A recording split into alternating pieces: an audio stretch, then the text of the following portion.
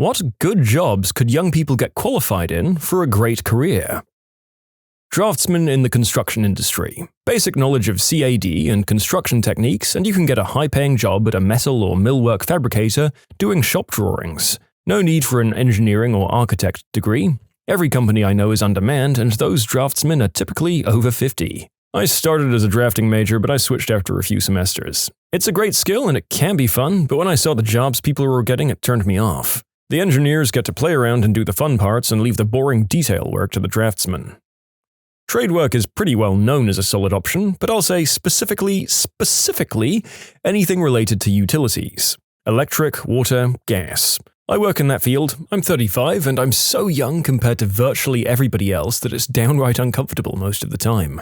And these things need to continue existing and being maintained, but I'm not seeing the next generation taking over. I work in utilities, the entire workforce is grey. But I've also been eating crap pay, crap hours, and zero benefits for 2 whole years waiting for someone to retire or die or something so that I can get a real job. It still hasn't happened. They might be dinosaurs, but they jealously guard their cushy public sector jobs and don't leave until that nest is good and padded. Collision repair techs. You change body panels and structural pieces. Repair body panels by pulling dents, bondoing, and sanding them smooth for paint. There's a lot more to it, but that's the general gist of it. You see, everyone wants to be a painter. Painters grow on trees. It's easier and pays more, but it's hard to find a good tech nowadays, at least in my area anyway. CNC tooling, CNC programming, aircraft contracting. I knew of a few contractors making well over $100 an hour and hitting 60-hour weeks. You want to know why all these jobs are aging out? It's because no one wants to train anyone or take on inexperienced people. I'm completely willing and able to learn if I don't have the experience a position is asking for, yet they just assume people are gaining it elsewhere, I guess? How can I gain experience if no one is willing to train me? It's so frustrating. In the US at least, OB-GYNs. About a third of currently practicing OB-GYNs are 55 or older, and as they retire, there aren't enough younger doctors to replace them, which is leading to a major shortage, especially in rural areas. It's estimated that about half of the counties in the United States have 0 OB-GYNs practicing currently, and it's anticipated to get worse over the next couple of years. The narrator would like to add that although there's a lot of ideas being presented in this video, you need to do your due diligence and research how valid a career this is in your particular area, or if you're willing to move to consider practicing it somewhere where there's vacancies and it pays well. This previous example might be a good career in some areas, but there were numerous replies to this, with people chiming in to say the states where OB-GYN wasn't actually a valid career path. So use this video to find jobs that sound interesting, and then use your interest as a springboard to look up the state of the job online and how it could apply in your situation. Medical lab technologist. These are the people that perform all the tests that doctors order. My friend is a clinical lab scientist in a large metropolitan area, and he said hospitals are desperate to find more young people to hire. One of the drawbacks, though, is that this is a job that works around the clock, so a lot of opportunities are for the night shift. You do get paid a hefty amount more, though, if you don't mind working those hours. The auxiliary support side of healthcare is in need of fresh new talent, in my opinion. This covers a wide range of skills and career paths. School psychologists have been stable at roughly a 40% shortage of professionals since the 1960s. It only takes 3 years of grad school. The third year is an internship in which you can expect to make around $50K. Once you get a license from an NASP-accredited program, throw a dart at a map of the US and you can find openings. The national average salary is $70K, plus all breaks and summers are off. We desperately need more people in the field. Every school is intended to have their own school psych, but due to shortages, many of us work at co-ops that serve a number of districts, and may serve as many as 4 or 5 different schools, so no shortage of opportunities. For more information, look us up at nasponline.org. As an example of the desperation, my class of 9 is about to take our first jobs, and we literally have reps from cooperatives and school districts coming into our classes to offer us $70K internships. They've all ended their speeches with, "We need at least one of you, but we want 2 or more if we can convince you." The jobs are out there. Medical laboratory science. It's one of the allied health fields involved in the overall patient care experience. It is an invisible career that most laypeople have no idea that the medical lab is a real place, with real people analyzing the blood and body fluids of the patients to help determine what's wrong with them. To a patient, the lab is the person who draws their blood, and then the doctor comes in with the lab results on their clipboard and that's it.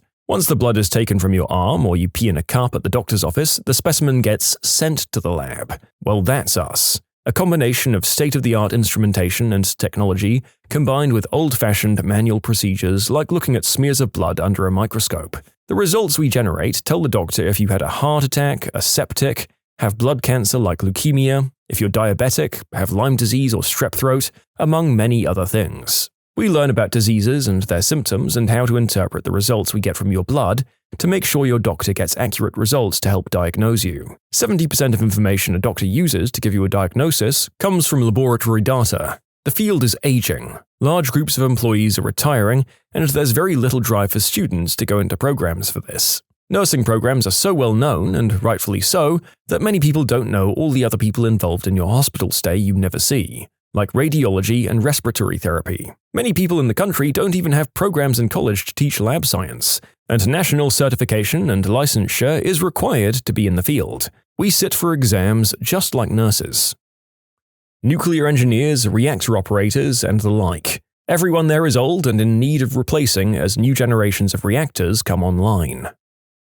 Please come and work for the US Postal Service. We're super understaffed, most employees are going to be eligible for retirement within the next couple of years, and it beats the hell out of any other job I've had. I make $22 an hour to be a cashier. I have really good health insurance, mediocre dental, it's still better than anywhere else I found, and a kick-butt retirement account. I'm not going to be leaving the USPS until I can cash in that sweet, sweet pension money. What are the requirements you need? As far as I know, a high school education or GED. That's it. I'm a mail carrier though, and the requirements may differ. I also needed a good driving record. It's heavy work in the holidays, but the rest of the year it's fairly calm and easy. Plus people give you presents and stuff to make up for the extra workload. The training is paid once you get there though, and after your probation period, it's pretty hard to get fired in an understaffed office, as long as you don't wreck anything.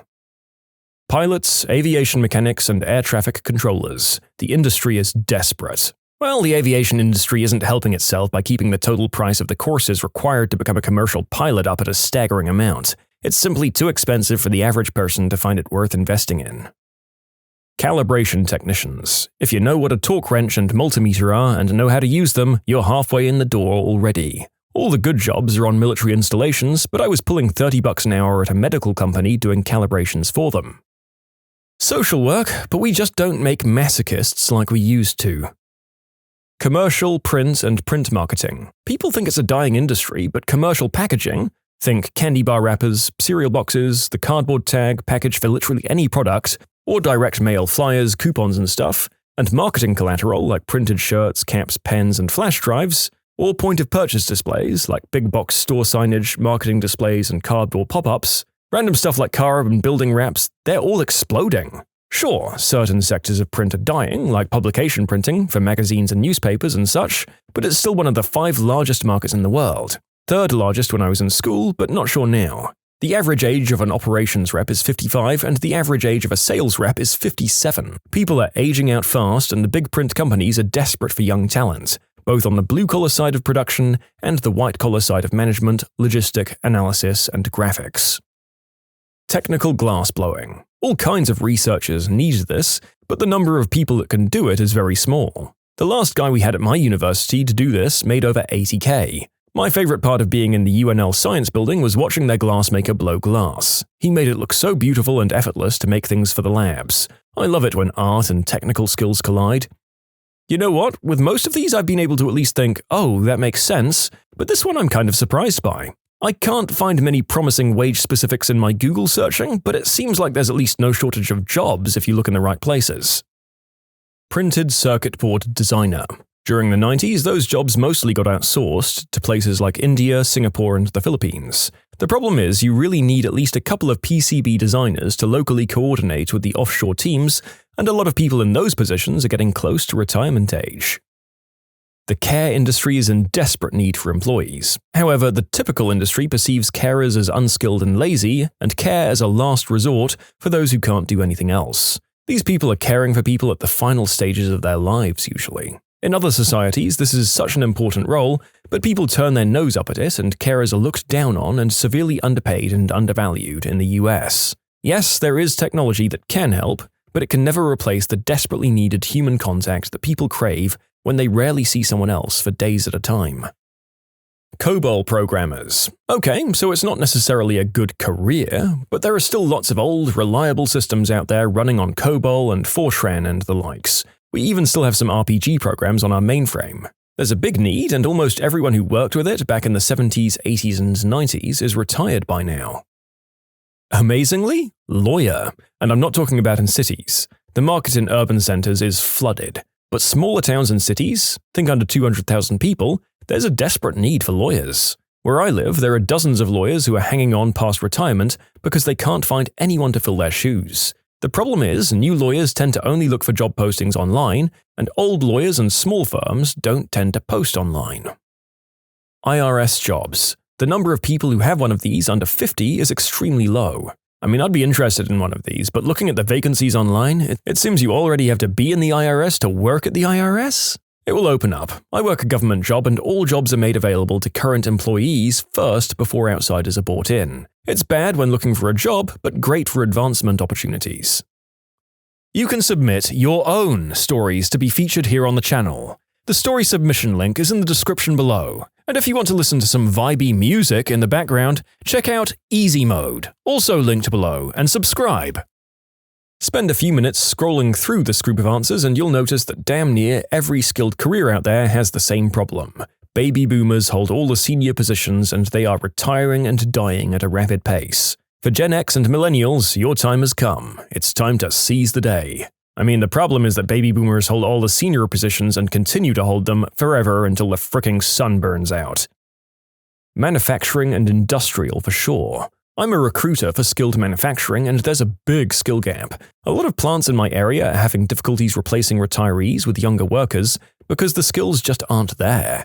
Luckily, a lot of companies are opening up to the idea of some training, which costs money, which lowers starting wages, so that has some downsides too. So we either have extremely experienced older candidates being offered a laughable starting rate, or younger candidates with too little experience to be offered the same starting rate. It's funny how manufacturing is on the rise, but at the same time stuck in this revolving door of too much or too little experience. As a side note, I've gained a new appreciation for blue-collar jobs once I began recruiting for them. Have you seen some of these mechanical or diagrammatic tests some factory applicants have to pass? Yikes, I think my head would explode if I had to take one of those.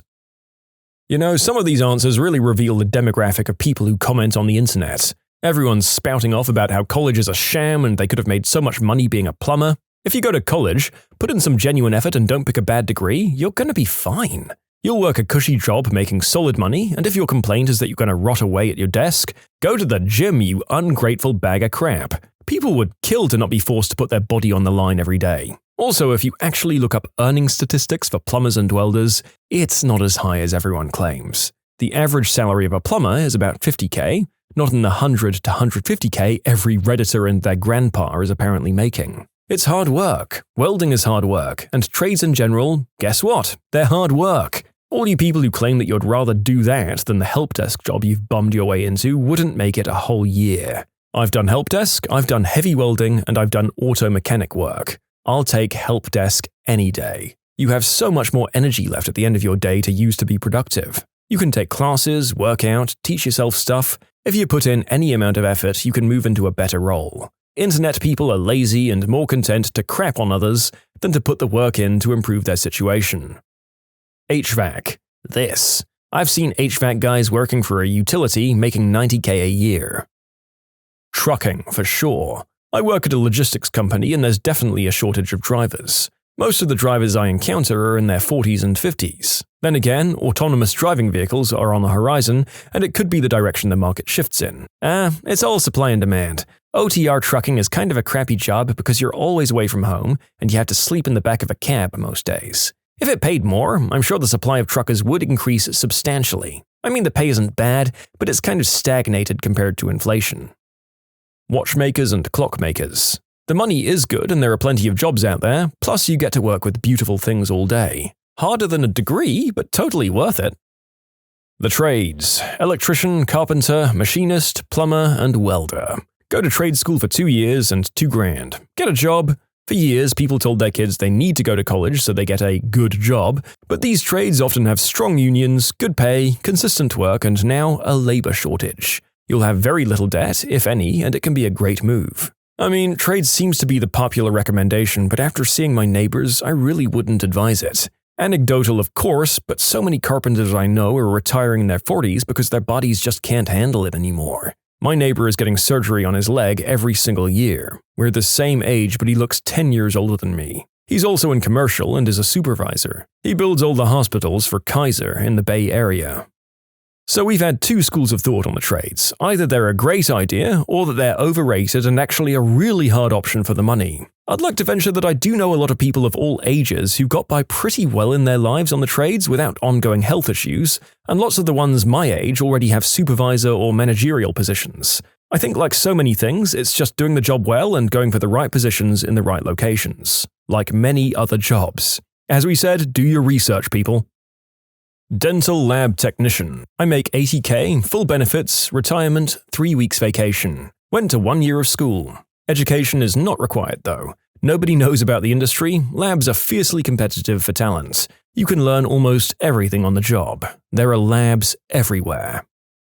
Librarians. Business is still booming despite what some people may think. We're constantly evolving to stay relevant and give people what they want and need, but some librarians just aren't interested in that or can't keep up. Just wanted to add that you definitely need your masters to have a good chance of making it to a good career. There are tons of ALA accredited online programs, but of course they are ridiculously expensive. There's public service loan forgiveness, which helps me make my decision to get my MLIS, although I don't have 100% faith in it. But I was lucky enough to find a full-time position the month after I graduated, and I'm part of a very strong 77-library consortium with positions always opening up and plenty of ways to advance, so I feel secure. It definitely depends on your area too. I wish there weren't so many drawbacks. If it's something you're thinking about doing, I would say try to get a part-time library position if you've never had experience. While not necessary, it does help. And research the programs. If it's truly a passion of yours, maybe look out of state to see how the situation is elsewhere. And there's lots of cool stuff you can do with your degree, even if you don't specialize. I'm a reference and technology librarian, so I do reference stuff, like look up books and movies, place requests, purchase audiobooks, help with databases, and get people started on resumes. I locate any info under the sun that people might need and lots more. The technology part is teaching tech classes, whether it's helping someone with a new smartphone or basic internet schools, training staff, troubleshooting all of our tech, purchasing new software and hardware, running our social media and website, plus all the stuff in our makerspace like the 3D printer and the sewing machine. I'm not just shelving box and pushing carts all day, but that's a cool part too. Insurance. I'd recommend the commercial side rather than the personal lines, mostly due to automation concerns. But the industry has hired in age bands, and thus people are retiring in age bands. I run into very few people in my age group of 25 to 35, and due to the huge generational gap, we tend to stick together, even amongst competitors, and are one of the few industries that I feel doesn't eat our young. We grow them. Plus, with climate change, the evolution of privacy laws like GDPR, and the IoT, it's super interesting. You see things from a bird's eye view and get first-hand, real-time data on things you see just beginning to be reported in the media. Or I might just be a dork. Either or.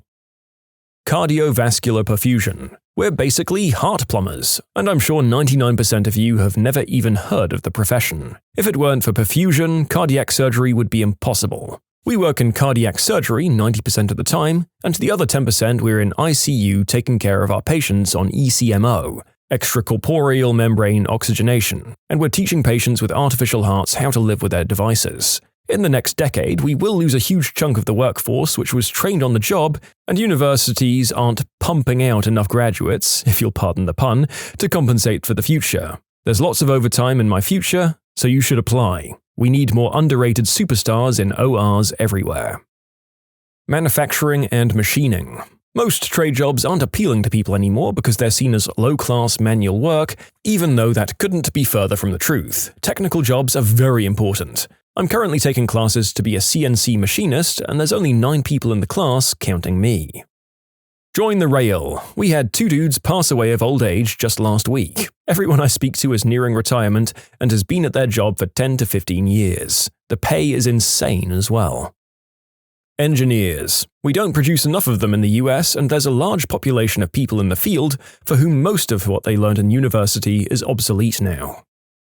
Basically, any trade jobs, but you'll likely need at least a year of trade school, and if you're like me and already blew your wad on useless college and are stuck in debt, that tends not to be an option. I still dream of going to trade school to be an electrician. I just need $8,000. A few of my friends were able to get paid to go to school by the companies that wanted to hire them. They offered hands-on training while doing the classroom stuff. I believe a few electrician companies actually run schools themselves. This is in the Midwest, though.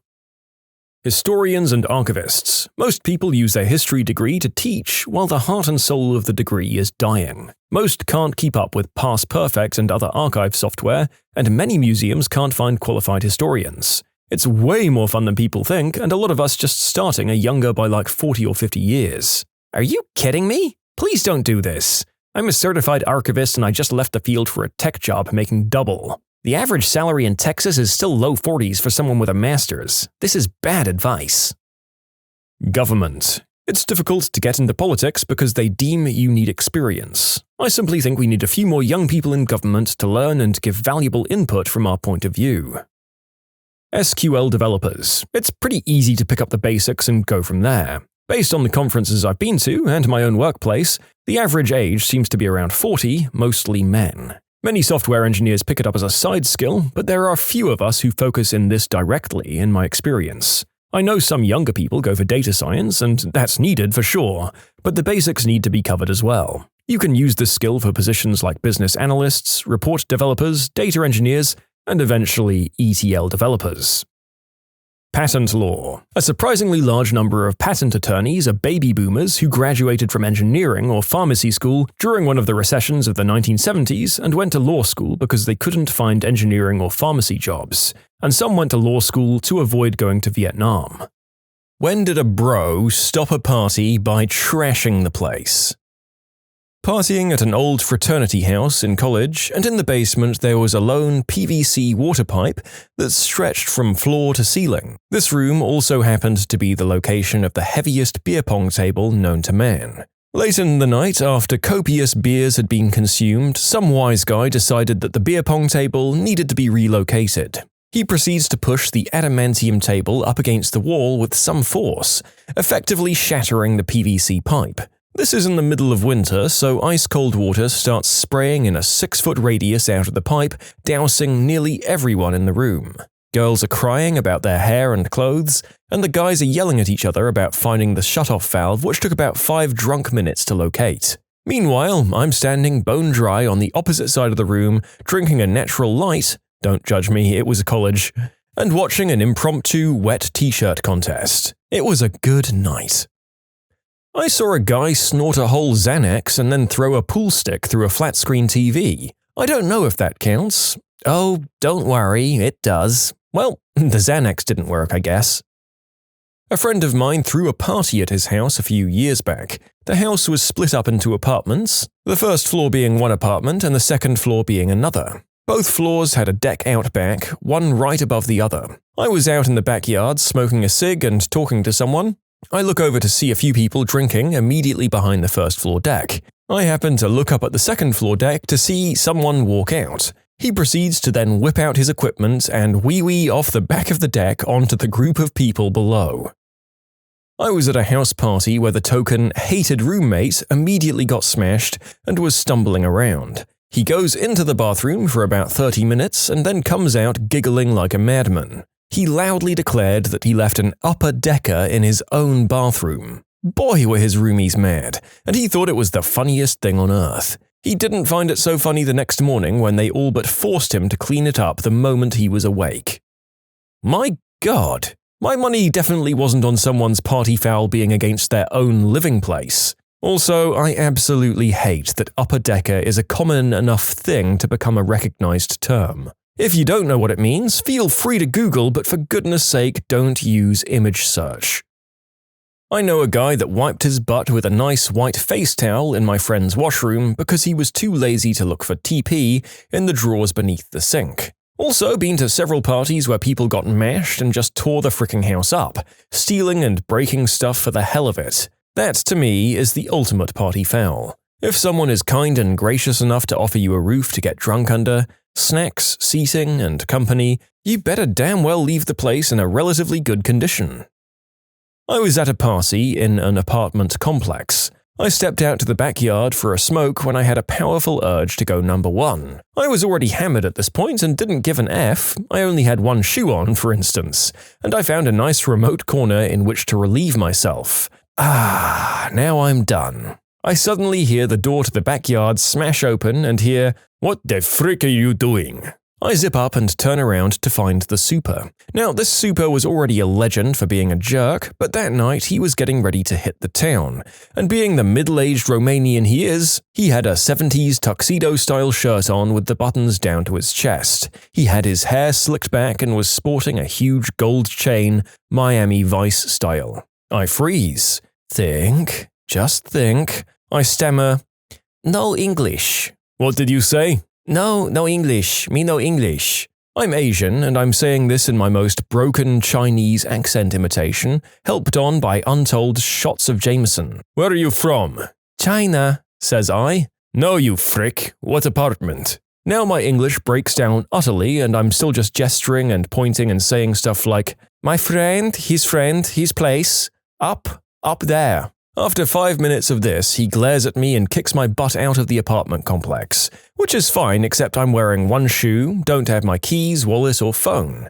I see the super lock the front door and the backyard door. I have no way to contact my friends at this point, so I walk across to the neighborhood bar. The bartender kinda recognizes me. I explain my situation and he just shakes his head and gives me a pint of beer. He lets me use my phone to call my friends, but they're already too hammered to pick up. So I spend the night standing across the street from the apartment building, hiding in the shadows of a tree so that the super doesn't spot me, and waiting for anyone to enter the building so I can sneak in behind him. Later on, my friend tells me the super went around asking everyone if they knew who the whizzing Chinaman was. In short, booze turned me into a one-shoed illegal immigrant.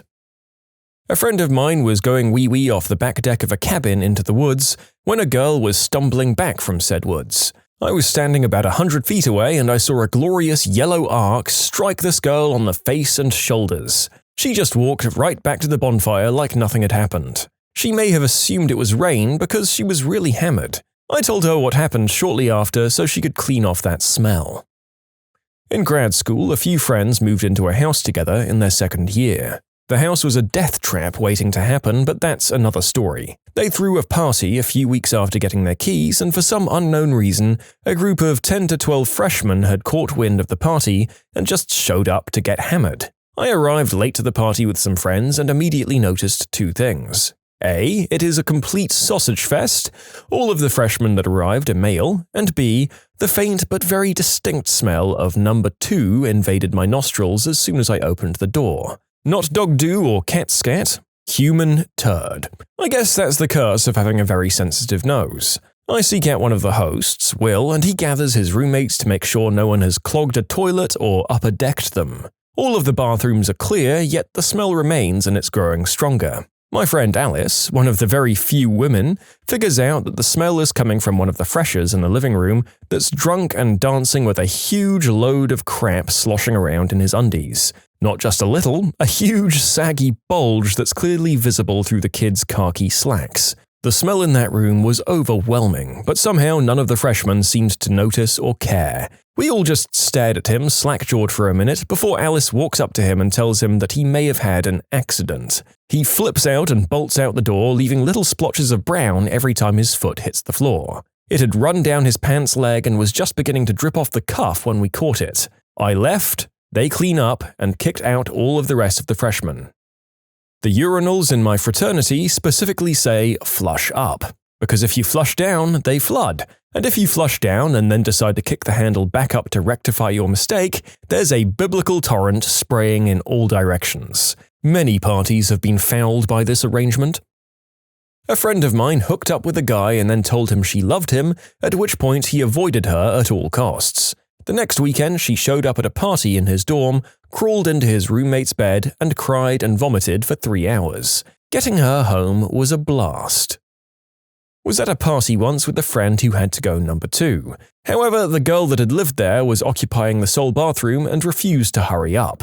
My friend proceeded to the kitchen, opened the refrigerator, and left a fecal present in the vegetable crisper.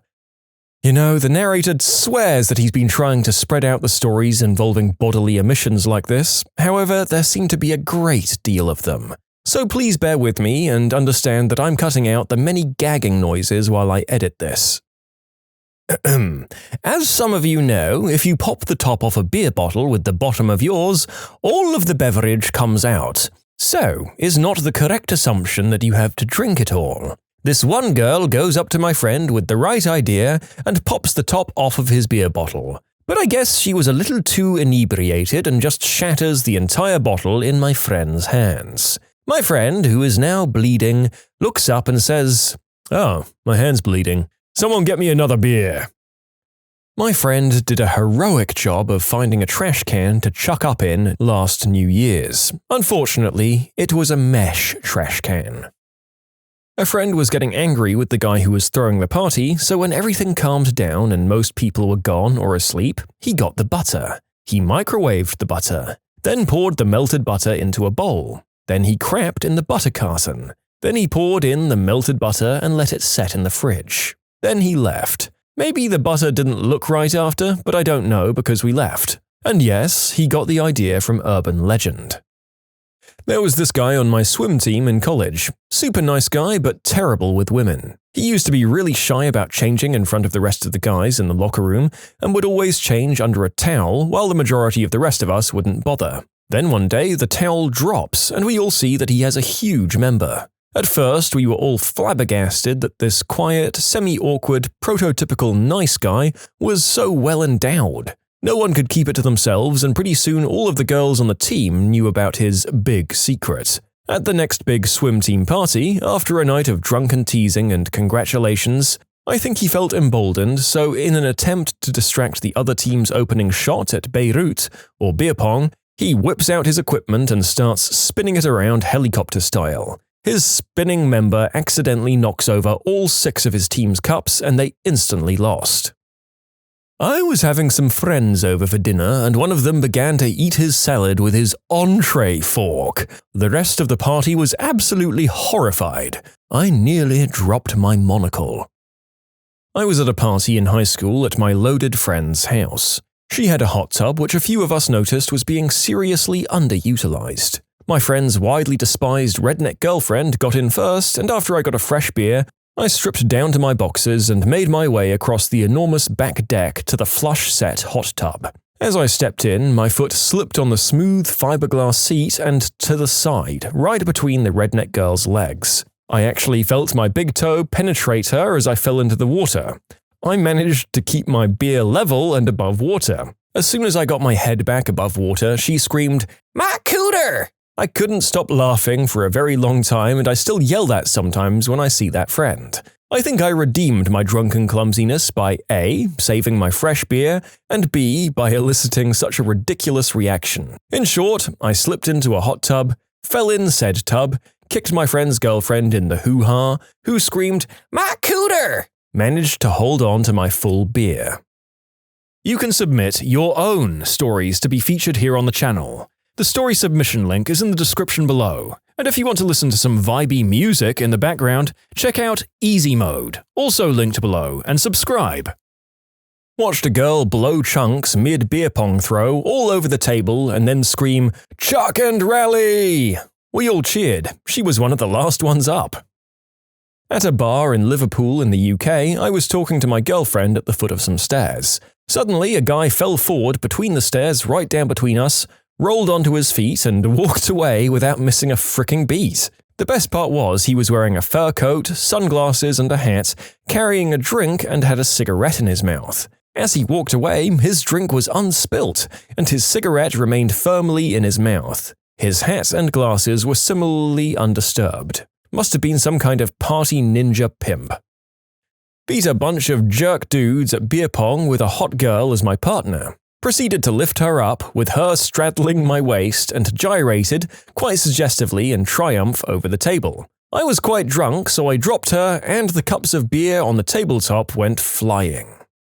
My friend, when hammered, has a teensy bit of a throwing up problem. He was angry and paranoid one night and started using his geyserous discharges as a projectile to ward off people chasing him from behind. The same night, I was helping him relieve himself of his own chunks in the carpeted hallway of my dorm. A young gentleman shook his head as he passed by, saying, "That's just sick," and continued on to relieve his bladder in the trash can opposite of us. I like my school. I got this. This happened to me. This is a true story. I was having a small party at my apartment, about 20 or so people. Everyone's having a good time. Beer pong, Halo, Peter Tosh. Throughout the night, I got pretty flirty with one of the ladies and took her into my room. Son, I was drilling it. The thing is, though, unlike many Americans, I haven't had the snippy operation on my eggplant, and my outer skin tore. Something called the frenulum of prepuce is actually what tore, to be more specific. There was blood everywhere. I ran into the living room, undressed as the day I was born, holding my bloody rooster and screaming for everyone to call 911 because I broke my Johnson. A few of my friends and the girl stayed with me until the ambulance arrived, good friends, and the rest left. The girl was so embarrassed and crying. I remember holding my ruptured eggplant, putting pressure on it, trying to comfort her and tell her it wasn't her fault. Crazy fricking night. I'm a frickin' legend these days. My roommate called my mum and told her I was in the ER, so she showed up concerned. Laughing, the nurse who cleaned the wound was gorgeous and just kept repeating, "I'm so sorry." She later added me on Facebook because apparently I'm a charming mother fricker on Norco. The doctor stitching me up felt it necessary to describe in detail how these kinds of injuries don't usually bleed as much as mine. This is my best and worst put together. My friend had an old Prince Albert scar that he shot bottle rockets out of when he got drunk. One party he was in my kitchen and shot a bottle rocket out of his junk, and it flew right through the living room.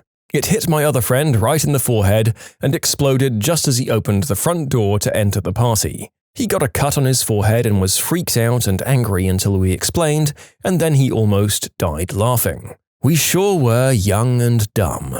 In short, my friend shot a bottle rocket out of his Johnson and accidentally hit my other friend in the face with it.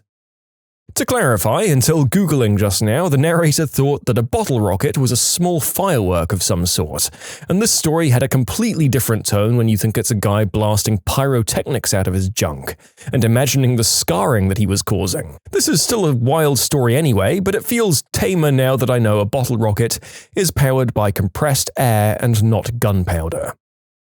Someone stole my only bottle of 2009 Dogfish Head 120-minute IPA from my cooler. This is a highly limited, yearly release beer that costs $10 to $15 for one little bottle, and I was saving it for that night, my birthday. Apparently they didn't like it because the next morning I found it open, but full on the bathroom counter. I was at a party with a girl who I was very interested in, and she was very interested in me. Even though we weren't on a date, we were together, telepathically and ocularly screwing the entire night. The night started with tequila, salt, and lime. A Mexican's wet dream. However, given our underage stomachs, our light statures, and our intolerance to booze, we were prone to disaster. And that's exactly what happened. After about 5 or 6 tequila shots, Alberta and I were feeling rather randy. Excited and youthful, imminent flirting occurred, and I wanted to impress this girl by bringing us more drinks. You know, to show her how manly I am, because I can consume an excess amount of alcohol. We were drinking Rolling Rock bottles in the basement, gathered around a table filled with empty bottles, and recklessly throwing these beers back trying to impress one another. After about 3 or 4, we were indubitably hammered. What happened next will never leave my mind for the rest of my life. Alberta turned ashen, and then like a chameleon, camouflaging itself in a tree, her skin transformed into a green color. She sprayed a fountain of projectile chuck all over myself, the table, and herself in a matter of about 2 seconds. I still remember the taste and smell of her lunch because it sprayed on my face, presumably corned beef on rye. To make matters worse, because she was hammered and embarrassed, she stumbled onto the table, causing an eruption of glass to shatter amidst the ground. Subsequently, she fell into the pile of broken glass, cutting herself worse than a knife-hungry, angsty emo listening to Hawthorne Heights. So now she was covered in blood and spew, and I was standing there sporting her lunch, without the slightest clue of what to do next. Everyone's eyes were on her. Little did I know, Alberta is one of those girls that's extremely sensitive to blood, and even mentioning the word makes her queasy. It didn't help that she had the freaking Seine River of red running down her leg either. Amidst all of this commotion, she fainted on the ground and started to tremble. That's when the worst part happened. She dispersed a freaking chocolate mudslide out of her butt, and it dripped down her legs and onto the ground like a fondue fountain. So, here's this girl covered in spew, bleeding like a fiend, and crapping herself all over the floor of my buddy's house. I helped her up, grabbed her some paper towels and a water, and made sure she was conscious and going to survive. And I dipped the scene faster than Colton Harris Moore evaded the FBI. 3 years have passed, and I haven't seen or heard from her since. Sister came home from a hard night of partying and apparently had taken 4 consecutive shots of Wild Turkey 101 as she was leaving. Minutes later, my brother came bounding out of her bedroom saying, "You've got to see this, dude." We go into her bathroom to find her passed out in the fetal position, 1 foot from the loo, with her skirt, but not panties, pulled halfway down her knees, and a large, firm turd halfway protruding from her undies, resting gently on the inside of her thigh. We then called her boyfriend to come clean up Mrs. Turd Lady. He comes over, cleans her up and puts her to bed, at which point she begins to chuck up all over herself and her white sheets, creating a pink, chunky river leading to the edge of her bed, resulting in a smelly, putrid waterfall. I put a bucket under the waterfall and go to sleep. At a party when I was about 19 with my girlfriend, she got a call from her friend who was on a date and needed to be picked up. I was sober, so my girlfriend and I went to go get her. The friend was hammered and got in the back seat. She started crying about how the guy dumped her after she gave him a down-under kiss and even swallowed. She kept burping and saying, "Oh God, I could still taste him." We drove to the girlfriend's place and her friend rinsed her mouth out with scope and chewed a half-pack of gum. Then the 3 of us went back to the original party. After a couple of hours, the guy who dumped her shows up at the party. The friend starts drinking even more. After about an hour of this, she goes up to him to try and talk things out. She opens her mouth to speak and she hurls all over him. She was taller than him, so she got his face and chest. My girlfriend yells across the room, "Holy crap, she just snowballed him!" The room got quiet. The guy loses it. He smacked the friend so hard she flew backwards and bounced off the wall. And then he started to kick the wall, and he threw a lamp into the TV and hurled the stereo through the window. All the while, the girls are saying, "Somebody stop him!" But unfortunately, we'd all been told privately that the friend had gone south of the border on him, and we all knew that along with the chunks on him, he had his own baby batter all over his shirt, so we weren't going to touch him. After a couple of minutes, he just left. He got arrested a few hours later at his house, did some restitution and community service, and had the name Chucky Snowball until he went to college. In short, girl goes south of the border on a guy and swallows, and then he dumps her. They met at a party later, she chucks his own splooge back up on him, and he goes berserk, earning a new nickname and criminal record.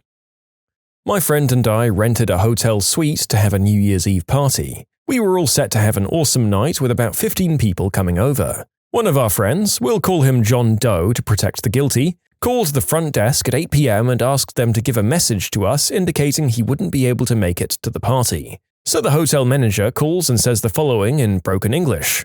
"Are you ready to party? John Doe can't make it to party. No party allowed in room." We had to cancel and sat in the room in disbelief at how our friend just ruined our party by trying to be thoughtful. Have you ever heard of a flaming Dr. Pepper? You pour a shot with amaretto and Everclear, light it on fire, drop it in a Coors Light, and down the whole thing at once. It does taste like Dr. Pepper and is a great way to get smashed. Anyway, I saw a guy spill the shot after he lit it on the tile floor of the kitchen. The frickin' tile floor was on fire, that and he spilled booze. Double party foul. What pranks did you play on your school using the IT computers? Used an altered version of a JavaScript web browser hack that turns all of the pictures shown into pictures of French toast. Rotated monitors 90 degrees in graphics card settings. I did this a lot in primary school until my teachers sat me down for hacking the system and I was almost suspended. My school district used Macs pretty much everywhere. A couple of the most common pranks. There was a key combination that would invert all of the colors on the screen. If I recall correctly, it was the meta keys and 8. It was a lot of fun to do this to someone who left their computer unattended and didn't know that. Then one of the function keys, I think F11, would move all of the windows to the outer edge of the screen, showing the desktop. Pushing it again moved them back, but there was an animation associated with both of the movements. If you held Shift while tapping F11, it would do the same thing but with the animation slowed down. The thing is, it didn't matter if the animation had completed or not, the machine would queue up another action for each time you hit F11, but wouldn't cancel the animation in progress. So, if you were quick enough and someone wasn't paying attention, talking to their neighbor, looking at a book, etc., you could lean over, spam Shift plus F11 a few times, and effectively force them to watch all of their windows slide in and out at a snail's pace for a minute or two. Took the Windows startup sound, edited in 8 minutes of dead air, then edited in 15 seconds of bedroom noises. Made that the new startup sound. Ah, yes. Back in grade 6, this kid decided to write XXX a bunch of times in a Word document, then turn up his volume up to max and have the computer read it out. Cue 24 11-year-olds laughing as his computer yells out a naughty word over and over. Putting an S after the HTTP part in the web address bar. It bypassed the school firewall. I felt like an awesome hacker. My God. You mean that was all that was holding me back from complete browser freedom when my friends and I were just spending all our lunch breaks in the computer lab instead of out in the sun? I feel so cheated. It probably doesn't work anymore, though. I remember at my old school someone managed to disable the H key on lots of the computers. If you were typing and tried to press H, you'd get an error message saying like, "Sorry, but the H key on this computer is currently disabled. Please try again later. The H key is disabled. Type help to fix it." Control, Alt, and directional arrow flipped the screens different directions. I stopped when I was told that I could permanently mess up the computers. And then I started again in college. I did this to a friend and she didn't know how to undo it, so she turned her laptop sideways to Google how to fix it. I did that in grade school. They had to pay a computer technician to come in. He said that there was a virus and it wasn't fixable, and left. I flipped it back the next day. When my school got smaller, more modern monsters, I'd flip the screen upside down, but also turn the monster upside down so it looked normal. Oh, I mean monitors. Autocorrect is a birch sometimes. Unplug mouse from the back of computers 1 and 2. Switch the plugs, but leave the mice where they are. Mouse in front of computer 1 is now plugged into computer 2 and vice versa. Watch the hilarity ensue. Ah, IT teachers, those jerks that provide me with job security. We'd take a screenshot of the desktop as it was, then delete all of the items off the desktop, then make the screenshot we took the wallpaper. We'd watch people futilely click on the wallpaper and enjoy. Something else we'd try on occasion, since we were in graphic design class and had access to the necessary programs, besides Paint, was create fake window warning and dialog boxes. We'd make them say things like, delete computer? Or delete hard drive? Or something else completely obnoxious like that. Then we'd just remove the no option or make both options say yes. When it was done, we'd add it to the wallpaper that's already on the computer so it looks like there's a real dialog box that's popped onto the screen. This only worked once or twice that I remember. I think we fooled the programming teacher who was really just the baseball coach teaching a class in order to remain as the coach. It's harder to get someone with this one, but it's equally funny. Our school had a standard wrong password 3 times lockout rule. Given the IT teacher was a stone's throw from retirement, he wasn't the quickest. I think we managed 3 lockouts in one session.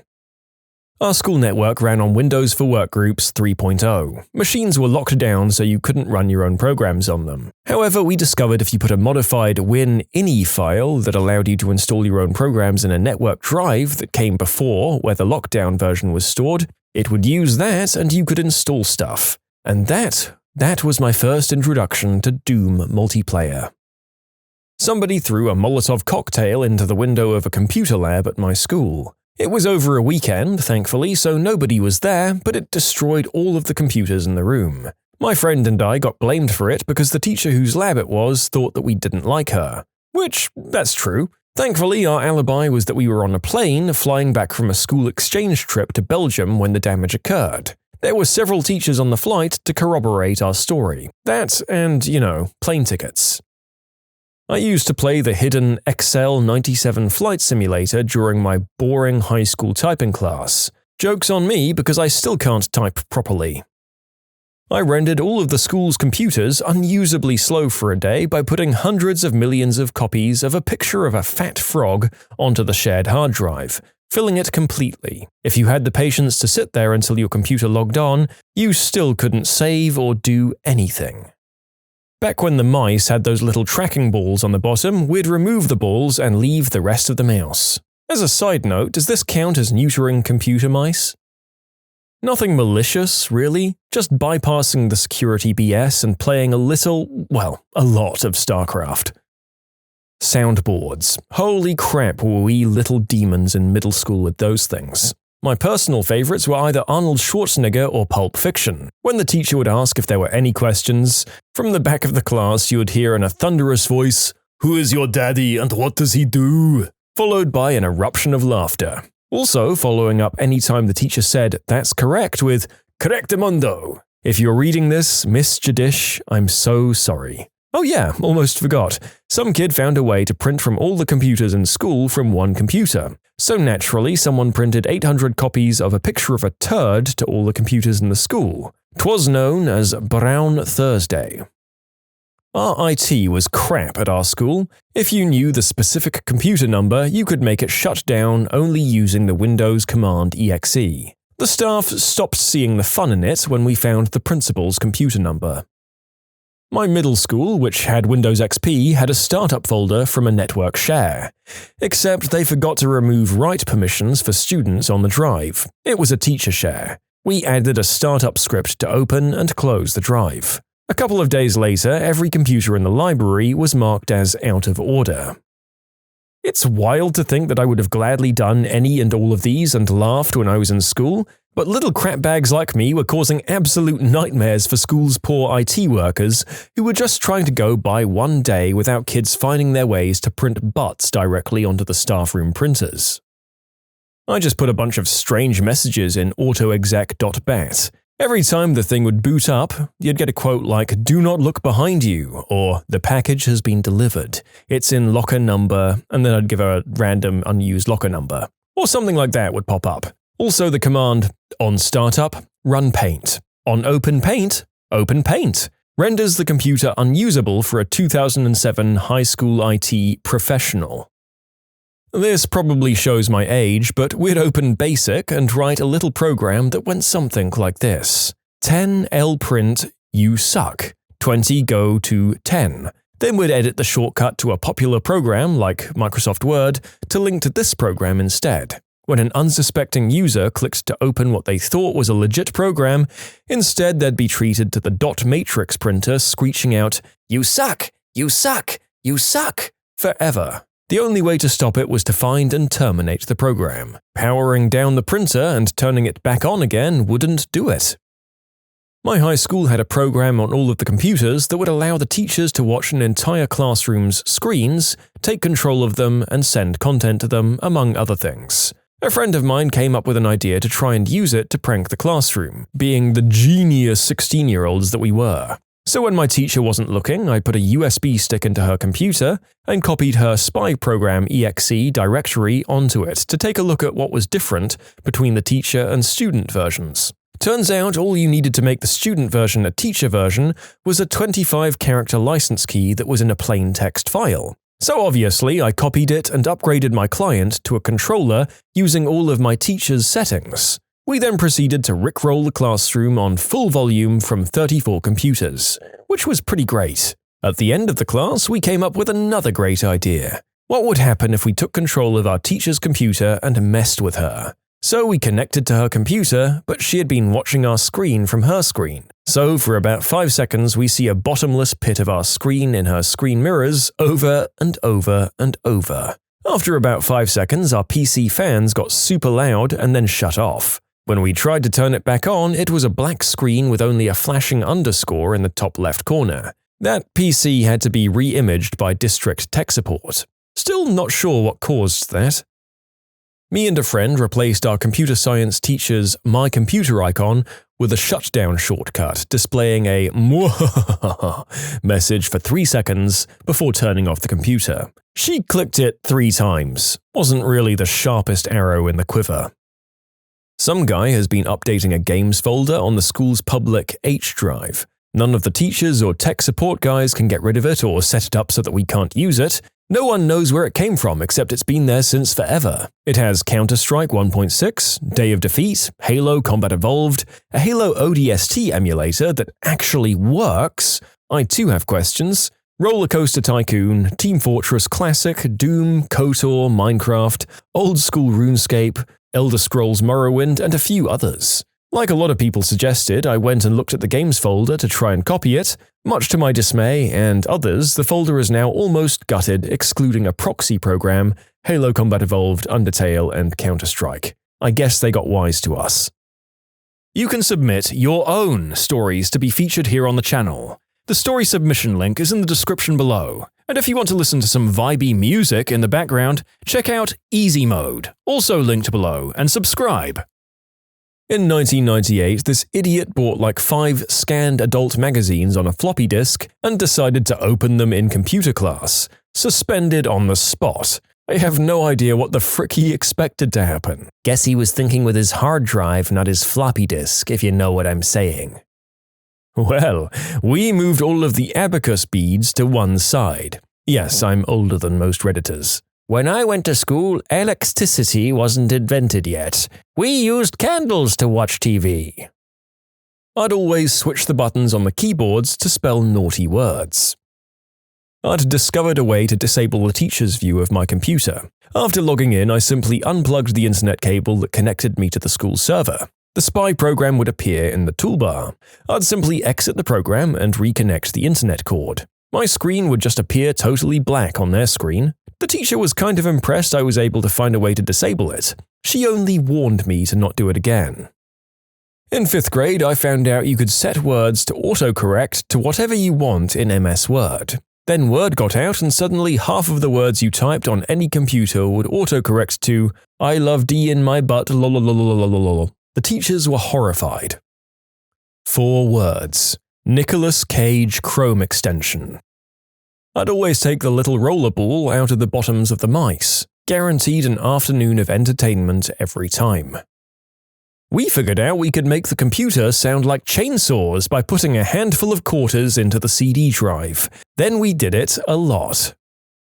Shift and print screen to capture desktop, open Paint, Ctrl-V, rotate image upside down and save, set image as desktop background, auto-hide taskbar. On desktop, right-click, view, uncheck, show desktop icons, laugh at random victims attempting to use the computer. This is a combination of 2 of the more common pranks found here, the monitor rotation and the desktop picture replacement. Totally the kind that me and my idiot friends would do and then immediately get caught because we were peeking and laughing over our big box monitors. In 2001, I think, friends and I installed StarCraft deep in my school's file network, accessible on every computer in the building, and we had it programmed to run without a disk. You'd still need a CD key to play, but hacked and false CD keys were really easy back in the day. We passed out false CD keys to those who knew to ask us. And since it was all on the shared network, you could LAN from basically anywhere in the building. This was right around the time when computers were becoming really prevalent in schools. Not just with computer labs, but many classes now had multiple computers, or were specifically just on computers. So we'd end up organizing these pretty large StarCraft battles across the school. Even got to the point where, in drafting class, where the teacher absolutely didn't care what we were doing, it even got to the point where my 2 friends and I, massive nerds if that wasn't obvious, would play some of the jocks in the class who loved StarCraft. We didn't just break into the system to have fun, we also broke down barriers to make life better. We also doctored a local newspaper article to look like it was a story about how our principal, who was out on medical leave for back surgery after he fell off a roof, was actually on leave because a gerbil got stuck in his butt, and his wife lit a match to look down the insertion tube to try and see if she could see the gerbil, and the tunnel of methane ignited in a small explosion, giving his butt cavity 3rd-degree burns. The gerbil survived, singed and exhausted, but otherwise okay. We then printed it off and passed it around the school. In hindsight, that was a pretty messed up thing to do. I changed the screensaver from liberal arts by putting an F in front of arts. Oh boy, We pretty much ran the network. It was up or down at our whim. The entire network used hubs, and this was right as routers were becoming a thing, so they weren't yet economical. We'd shut down the entire network with a repeated ping command in DOS set to max packet size. It was far too simple. We wouldn't usually do it for long, just enough for everyone to think it was a hiccup and to see if we could. Our computer class was actually really awesome. The assigned modules were easy, and once we were finished, our teacher would let us do our own thing. Turns out, our school had an entire computer graveyard. We'd go in there, find parts, and build entire computers. Eventually, we had a separate network of 8 or 10 machines that we used exclusively for Quake 2 and the original Halo. One day, the school came in and removed our separate gaming computers. We were angry. The network was down for quite some time.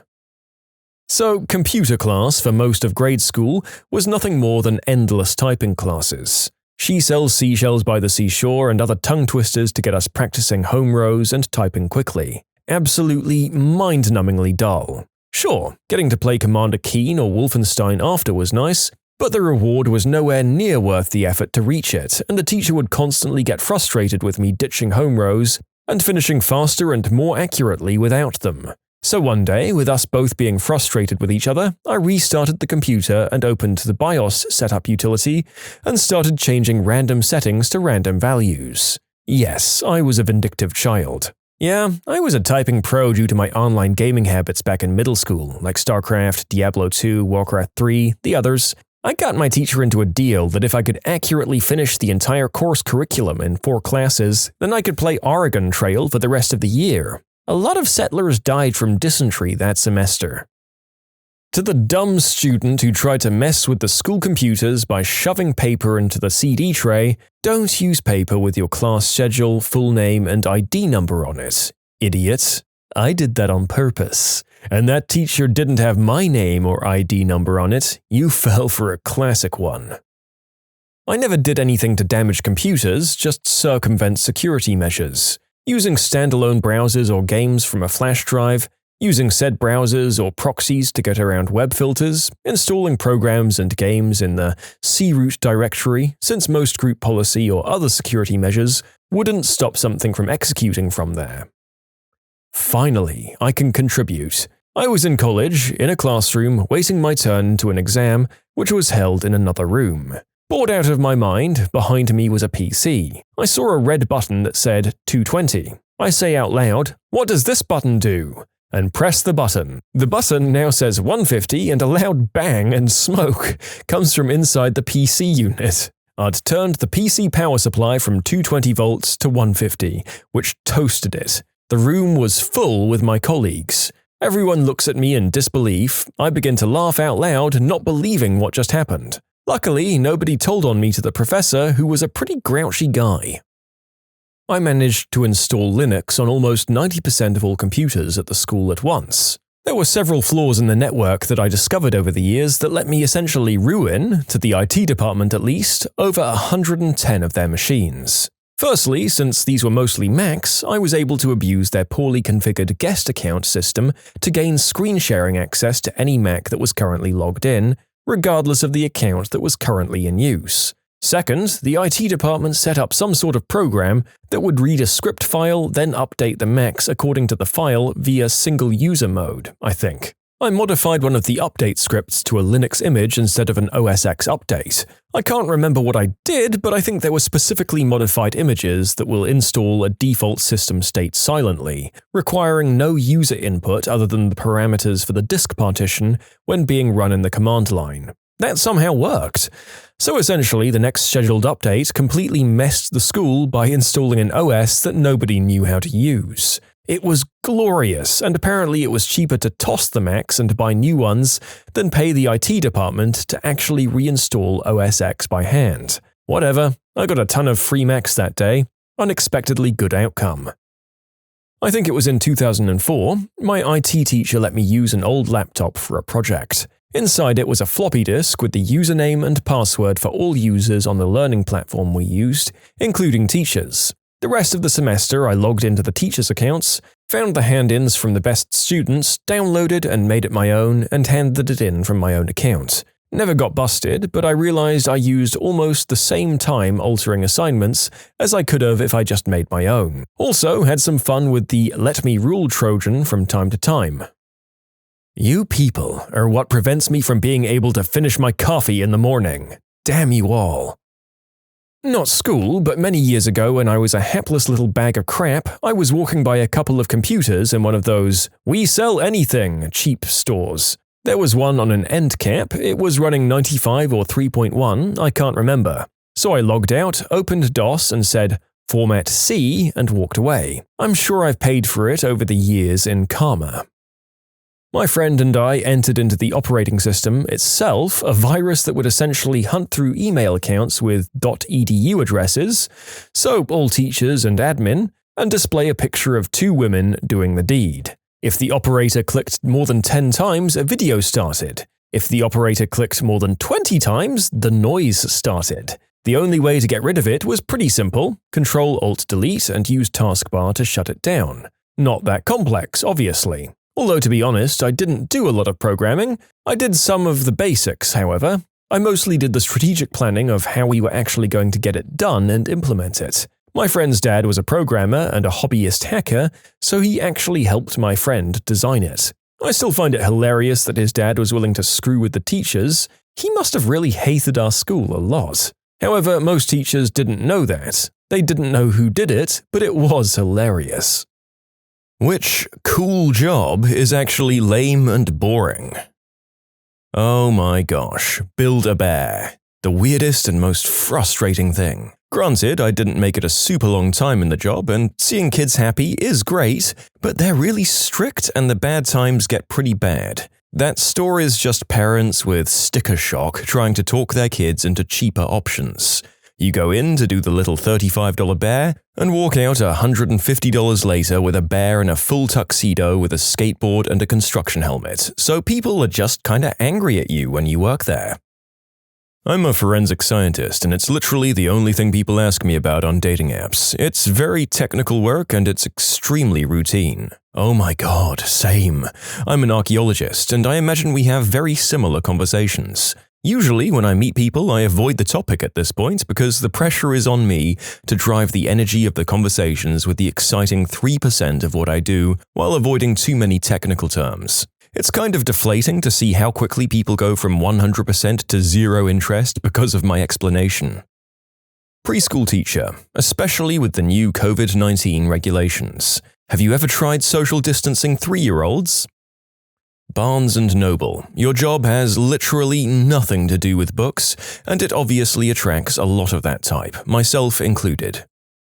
Park ranger. Don't get me wrong, I loved it, but a lot of days it was less talk about cool animals while wearing your ranger hat, and more, the toilets are overflowing again, go clean the septic tank filter and stir the tank with a shovel. With a little bit of, hey, there's a crazy guy on Crystal down by the bridge, can you convince him to leave without murdering anyone? All for the low price of $26,000 per year with a college degree. I hate the idea that this comment might dissuade anyone else from becoming a park ranger. These jobs are so varied, and I just happened to work for an underfunded agency with too few staff. Honestly, I still loved the job and would have kept doing it forever if a higher-paying outdoor environmental job hadn't pretty much fallen into my lap. Being a park ranger taught me so much, and most importantly, I got trained as a wildland firefighter, which is still my favorite part of the job. If you've always dreamed of being a park ranger, please go for it. Yeah, I was thinking that if you got far away enough from any major cities, you could at least avoid the people who are just traveling out there to do substances. And then if you're really in the wilderness, they'll just get eaten by bears. Winning. Professional photographer. Not like hobbyist, but business-owning photographer. Sucks the love right out of your work. Because you started the business to take pictures, but then Karen doesn't like the way she looks in one of them, so she wants the whole set for free, plus a reshoot for free, plus those images for free. Then the two high school kids getting into a very ill-advised marriage at exactly 18 years old wants to book you for their wedding, but their budget is only $50. Then that Karen calls back because she now loves your work and wants to pay for another shoot, but only if you agree to do her friend's daughter's destination wedding for free. Then you get a call from your last bride. It's been 2 weeks since their wedding. Where the frick are her pictures? Then you get no leads from a bridal expo. Then a client finds out you don't support their political candidate and tries to take you to court to get their money back. Then some Insta thought who thinks she's influencing people offers a collab where you take professional photos of her and she adds a crappy Insta filter to it and claims her friend took them. And she's not going to pay. And then you get some entitled mum who wants you to photograph every day of her newborn's first year of life for $100. I just went back to being a hobbyist in the end. I do closed captioning. While I joke that, yes, I get paid to watch TV, it's actually very tedious. And if you don't actually enjoy the programming, you're being forced to watch something you don't care for. Or worse, it's something I do enjoy, like a long-form drama. We usually chop those up into 15-minute increments and split between everyone, so I only see chunks and not always even in order. It actually ruins the show for me. We tend to get a lot of complaints from hearing-abled people who don't understand captions were mainly intended for the hard of hearing and deaf, so hopefully you get to read my captions and the viewing experience is still just as enjoyable for you. Working in a flower shop. It's just like any other retail job, but people constantly tell you how fun your job must be. Also, helping grieving families choose funeral flowers isn't fun. I'm a marine biologist. I spent the last week measuring defrosted fish heads. Well, I'm a scientist. I don't know if people usually think of that career as fun, but I think people think it's a lot more eureka and less, this data has to be manually processed for 600 hours before I can analyze it. Yep, as a bioscientist, it's never really eureka and much more, are my cells dead? Are my fruit flies okay? Are they going to fix the microscope? Will the microscope ever be free to book? Is 6 coffees too many? And a large part of my day is just spent doing tasks I need to keep my work running, like making buffers, sorting fly stocks, splitting cells, and cleaning things. And yet, I miss my lab whenever I'm not there. Not a specific job, but traveling for work. I'm in tech, and a lot of people starting out talk about wanting to go to customer sites and get out in the field. I love to travel for fun, but it's hard to fit in the fun stuff when you have presentations and stuff to worry about, and a lot of times your customers aren't in the fun cities anyway. I also think I prefer the stability in day-to-day schedule of traveling less frequently. Had a colleague who complained and whined that he was so jealous until he hit the road and quit after less than a year doing that. Yeah, I get to go to some amazing places, but more often than not, I was in a crappy hotel in a crappy location. Even in great places, your colleagues or customers go home to their families, and as much as I love exploring alone, it does get lonely. Yes, my tiara hurts my head, wah wah. I finally stopped when I got assigned a new and fairly attractive destination, and all I could think of was, ugh, how long is that flight, and can someone else do it? I sure miss my exec platinum airline status, though. TV and film production. I think most people dream of being the actor, the director, and the people making the creative decisions, or the big shot producer calling the shots, but most of the people working in TV and film production are part of a machine, the grind, working in a system, trying to climb up to wherever they want to be. Many don't get to actualize their creative vision. Also, the industry can be project-based, which means job security concerns, and location-limited to New York, LA, and maybe a couple of other cities. The pay can be low starting out too, though it can be good if you work your way up. But I did enjoy the type of people that work these jobs, a little more fun than the business folk I work with now. I have a lot of respect for the TV and film industry. I'd go back to it, but I'd be careful about what the job and career path was.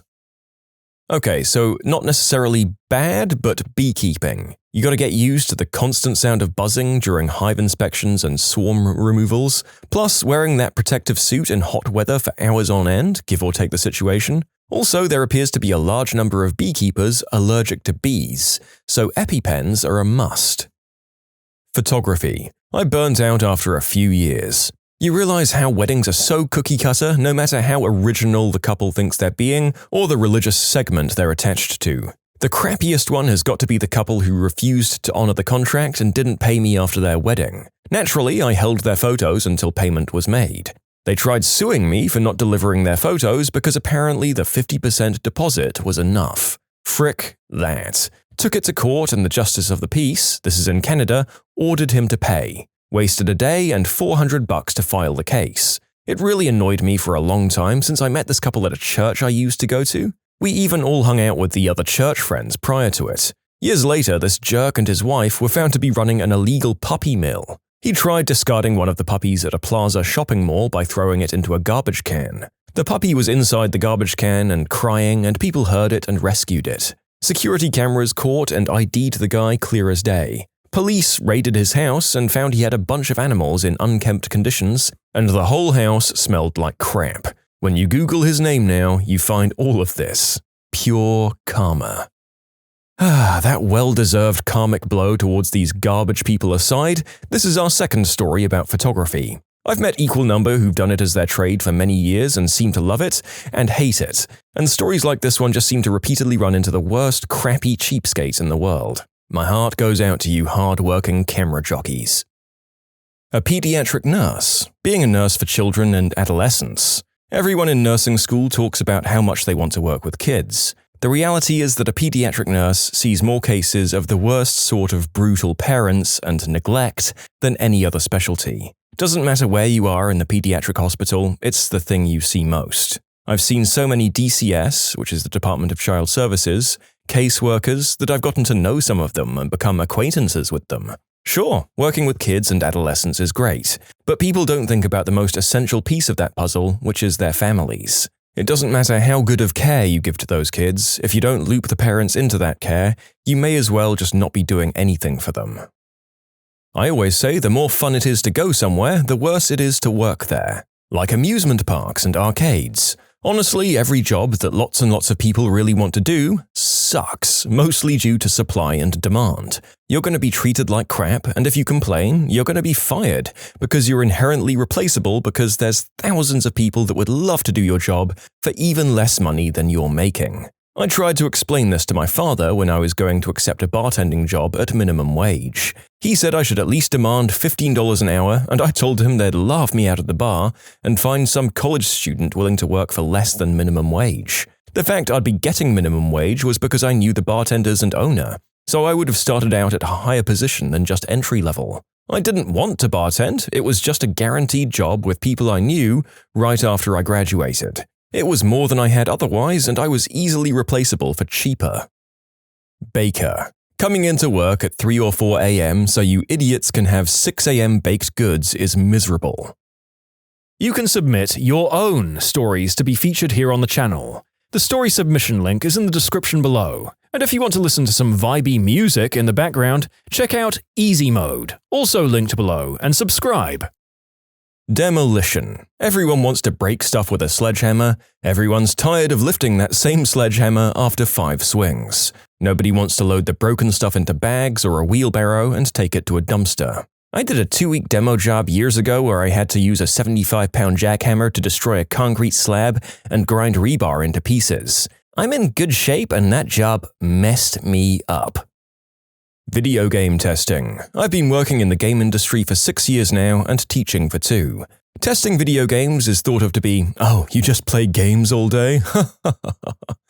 But it's actually very specific and arduous. First of all, there's a bunch of testing methodologies such as load and soak testing, white room testing, version testing to name just a few, but the most common one is functionality testing. Functionality testing is, so if I walk into a corner with the rifle in my inventory, I can clip through the wall, but if I have the sawn-off in my inventory, I don't clip through. Paleontologists. You don't get to work with full dinosaur skeletons and do all kinds of awesome expeditions. You're mostly sitting at a desk looking at some pictures and logging stuff on your computer, maybe examining a fossil occasionally. If you're lucky, you can go on a real dig and, oh my god, spend hours in the hot sun dusting off rocks. Working in an animal shelter. For sure, it's probably less intense than zookeeping, but the amount of people who apply or volunteer expecting to come in and play with cute puppies all day is absurd. We're basically animal maids. You deal with animals of all sorts of behavioral and developmental stages, crapping and weeing everywhere, and you look over and this one fricking dog named Chumbawamba is sitting in his water bowl, so you've got to fill that up 6 times and dry his kennel out, and then you go and mop up the cat room. Around 10 kittens just want to eat your mop, and also 4 kids are just yelling that something has spewed up on the floor and I must clean it, now. Not to mention all the extra behind-the-scenes work that the public never sees. How in the summer, during kitten and puppy season, the shelter built to house 500 animals has 750, and I didn't take lunch or sit at all for any of my shifts for the past 6 days. How the courts force us to put down animals that we know can be rehabilitated, but we don't get enough funding to fight it. How animal control just showed up with the 4th pregnant stray of the week, but intake is full and even double-stacked in some cases, so your co-worker fosters the cats in their own house. Not even to mention the crappy fricking people who do dumb crap and end up getting scratched or bitten, and the animal is the one who bears the consequences for that. I'm the proudest shelter worker in the world. I adore my job even at its hardest. I didn't sit for 9.5 hours today, and I found a cat turd in the cuff of my jeans. But it doesn't matter because a bonded pair of adult cats got adopted today. I took 6 applications this morning, and the cat in Bank 4 with the goopy eye is already looking better, and we sent a mama out to foster. The hard work is always worth it for these babies. Listen, I know it was just an aside in your story, but I really want to hear more about Chumbawamba. Alright. Chumbawamba was this silky-coated black and brown hound mix. He was super gangly and tall and had these big old ears and was a very good boy. But every fricking day, without fail, he'd flip his water bowl even with a non-tip bowl. So he gave him a heavier, deeper bowl. Every day, at least 4 times a day, Chumbawamba got this enormous, heavy-bottomed water bowl filled. It held close to a gallon of water. It weighed about 10 pounds empty and was too heavy for me to even really lift when full. Oh, thought Chumbawamba, I cannot flip this big bowl. It's too heavy. But Chumbawamba was an innovator. Instead of just flipping the bowl, he said, "What if I got rid of the water? Then I'd be strong enough to flip it." So there goes Chumbawamba diving front paws first into the bowl and essentially digging the water out until it was empty enough that he could flip it. He was a big thirsty dork and I loved him, even though he super annoyed me when he dumped his bowls. Accountant. Everyone thinks it's all fun and number crunching, but the constant stream of women throwing their undies and wanting to bear your children is honestly exhausting. You can't fool us, commenter. We all know you're just trying to keep us away from your cool, rad job and the lifestyle that's basically just one tier below Kardashian on the sweet grift factor. We're getting our CPAs and coming for your cushy, party-filled gig. Being an extra in a movie. Now, it can be super fun. I especially love historical and post-apocalyptic or sci-fi fantasy type stuff, but a typical day on set wasn't what I thought it'd be when I started doing it. Often we have to get up at 3 or 4 in the morning to get to holding, and if you're a minute late to check in, sometimes they'll just kick you out. Then we sit around in holding with sometimes hundreds of other extras, and we're usually sitting there for a good 3 or 4 hours before they start telling us to get ready to film. During this time, we go through a long wardrobe period, hair and makeup lines where they reuse clothes unless you bring them yourself, brushes and makeup without washing them. When we finally get to film, it's often the same mundane motions over and over, exceptions of course, and those are always fun. Then we either get shuffled around or go back to holding. Several more hours pass, we go film again. Hungry? You get lunch 6 hours after your call time and a usually meager supply of snacks. In between takes, it's more standing around, often in heat or rain, or you'll get shuffled into cramped spaces to wait. Days on set are often more than 12 hours, and I know someone who had to be on set for 26 hours straight. They can legally hold you there until they declare filming is done, so don't make plans for the next day. Not to mention that you rarely see yourself in the final cut. I'm not trying to bash other background actors or the film industry because I've met lots of cool people and gotten to do some pretty awesome things. For example, interacting with main characters in scenes, running around in the woods with fake weapons, or being a zombie. But when I did my first job as a teen, I definitely thought it would be a lot different. And I'm not part of the SAG union. Extras who are part of that do indeed get treated better with more perks. Also, it may be different in Hollywood. I've only worked in Georgia. I've also been a stand-in, and I like that a lot better because you're treated as the crew rather than, well, as an extra. Flight attendant. You're on call, on reserve, forever, and have a terrible schedule, have no life, and make no money for the first 5 to 10 years. And while you work for peanuts, you can't afford to use your flight benefits in any substantial way. Then, when you finally get a chance to use your benefits for a trip, you have to fly standby, which means you aren't guaranteed to get on the flight that you want. And then, if you do make it out of town, you'd better have like a week off so you can make damn sure you're back in your base city in time for your next work shift. Did I mention that there's an act of US legislation, the Railway Labor Act, that allows airlines to exploit so you don't get paid for certain work hours that you actually need to be working? For example, flight attendants don't get paid for boarding or any time the plane is at the gate. Worst job ever.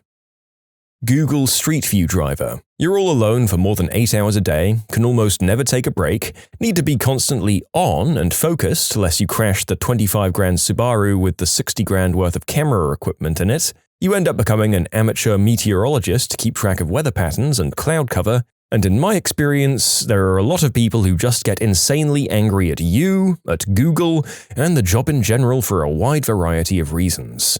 I enjoyed myself when I did it, but it was nowhere near as glamorous or fun as I or my friends or family assumed. The pay? $15 an hour, but contingent on hours driven, which were themselves dependent on clear weather to ensure optimal image clarity. Why not drive every day no matter the weather? Well, Google got around this problem by making you redrive routes whose pictures turned out subpar. To prevent people double billing by driving the same easy route constantly, you also had a weekly quota of unique miles driven, so no double dipping. What could you do in the car? As long as the camera and mapping software was running properly, I was on my own. I listened to music, the news, and lots of books on tape. I could stop for short bathroom breaks whenever I felt like it, and I had an hour guaranteed for lunch whenever I wanted to take it, which usually amounted to eating in the car on the side of some lonely rural road 90% of the time. Who would ever think this was fun or glamorous? All I can say is back in 2012, most people I talked to were pretty excited, myself included, about getting the chance to do any work with Google, let alone this cool new project that would let you see what any place on Earth looked like at street level from the comfort of your home. This was the era of Google Plus being a potentially exciting new thing, and of Google Glass being the future of tech, and overall it was a different time. That's why everyone I knew thought it was a cool gig. Being a character performer at Disney. Don't get me wrong, there are some amazing perks and truly magical moments. I know I'm super lucky and tons of people would love to be in my shoes, but the day-to-day work is exhausting in ways I never thought possible. Guests can be truly awful. I've had things said and done to me I never would have imagined. The company isn't always great, it highly depends on your leadership.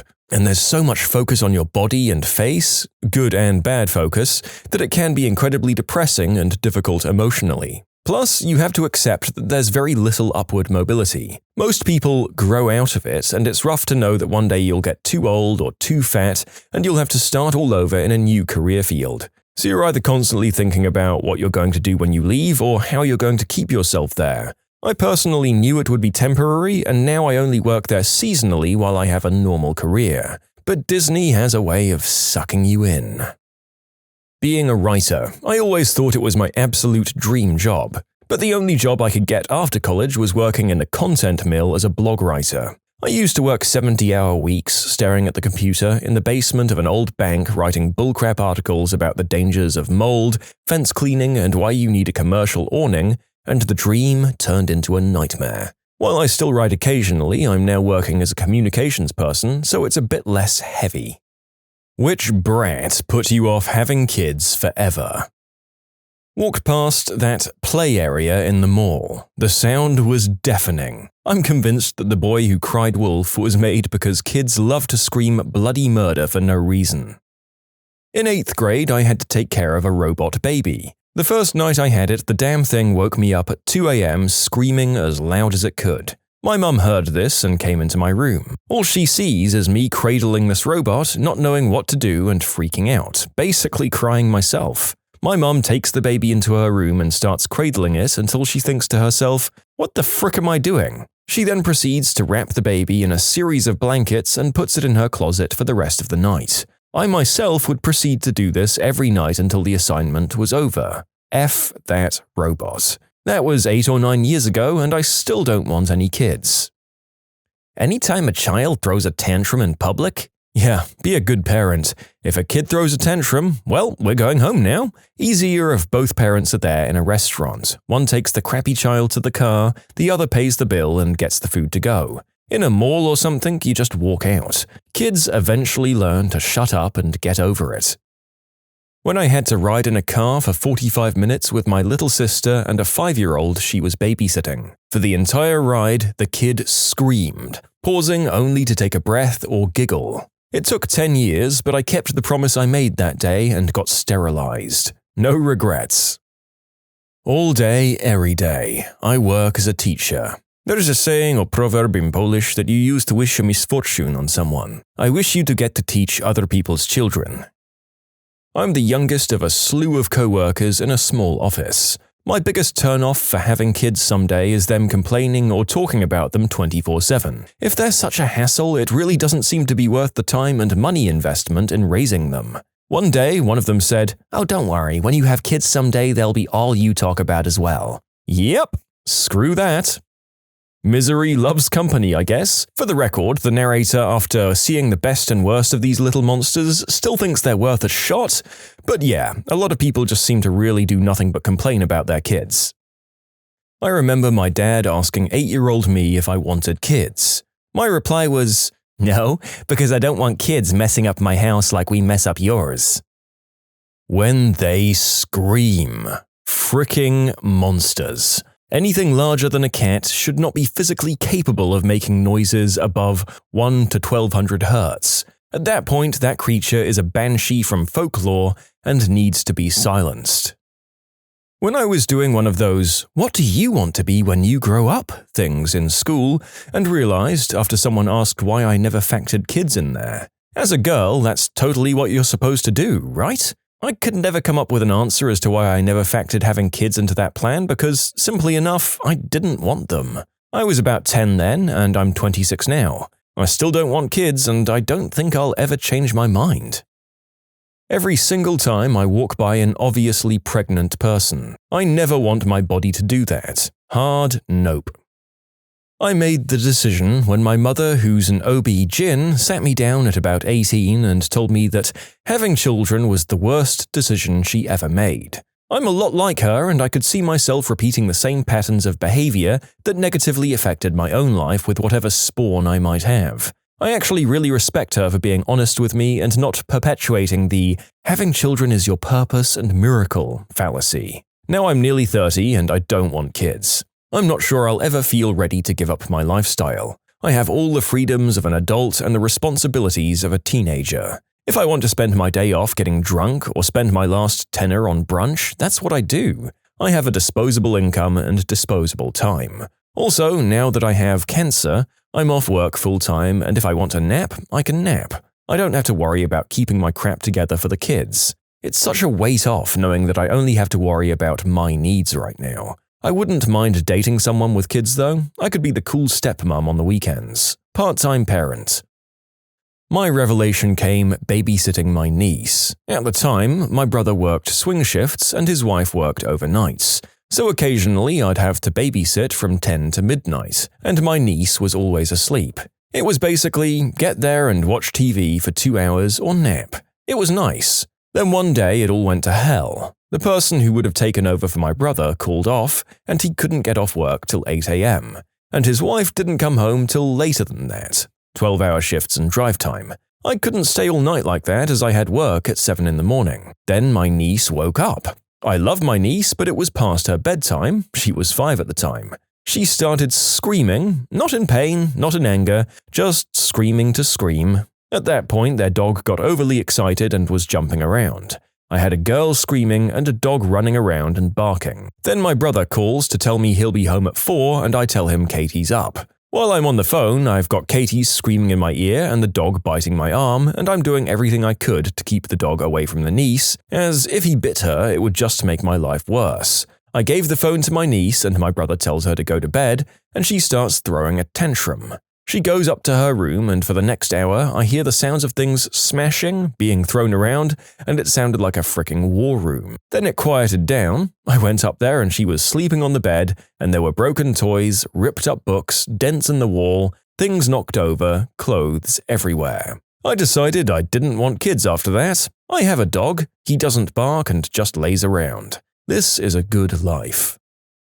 In an economics class I took in high school, we were assigned to pretend that we were 10 years older and create a budget that would let us live off $2,000 a month. We were allowed to live anywhere, use whatever method of transportation we wanted.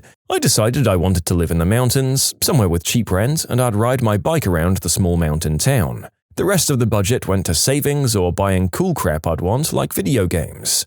I handed in my project and my teacher tells me I have to do it again because I didn't include a wife and children. I asked him why I had to get married, and he just looked at me like I was stupid. I mean, it sounds terrible, but my nephew made me realize I want to stay child-free. I know he was a baby, but he was the most pitiful kid ever. He'd cry over anything. I don't have the patience for that, and I never will. Everyone says, when it's your kid, it's different. No, I'd still be annoyed and there won't be a my kid.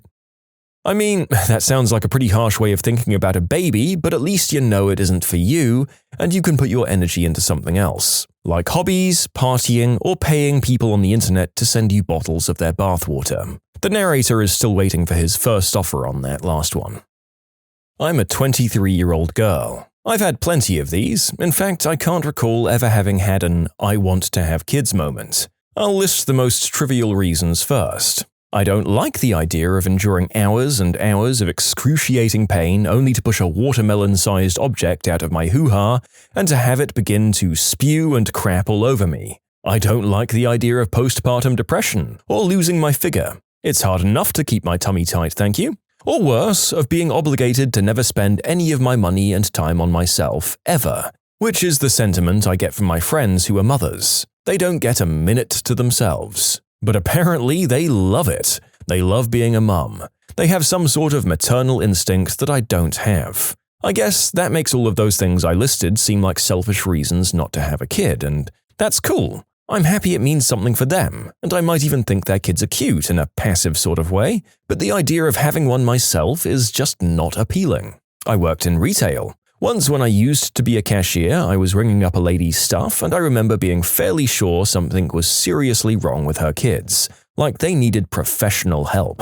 They were red-faced, screaming, and just saying the worst possible crap you could say. I don't remember what, as it was more than a year ago and I kind of blocked it out. She kept trying to discipline them at first, appropriately, telling them to knock it off and there'd be no TV when they got home, and she's taking their toys away, whatever. I could also tell she really wanted to just leave, get in the car, we're going home, move. But she also really needed the stuff in the cart, mostly food for them, several $100s worth of it.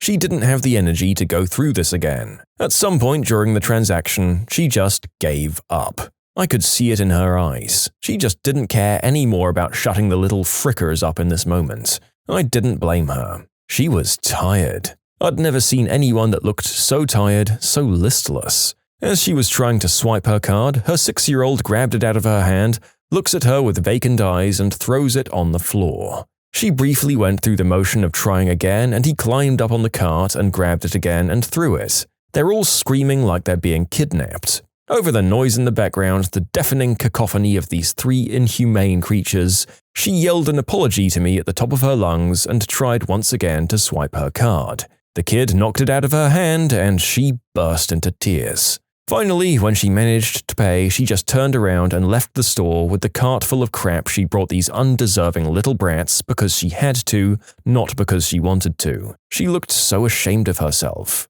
Not of them, but of herself. She didn't want to be there because she didn't want people to know how tired she was or the extent of what she puts up with. She didn't want people to know that the strength she had to swipe her card at the very end was the last iota of strength she had left in her at all. She cried silently as the little frickers continued to scream all the way out the door. I think that was the moment where I went from, I don't really want kids right now, to, I'm never having kids, not now, not ever.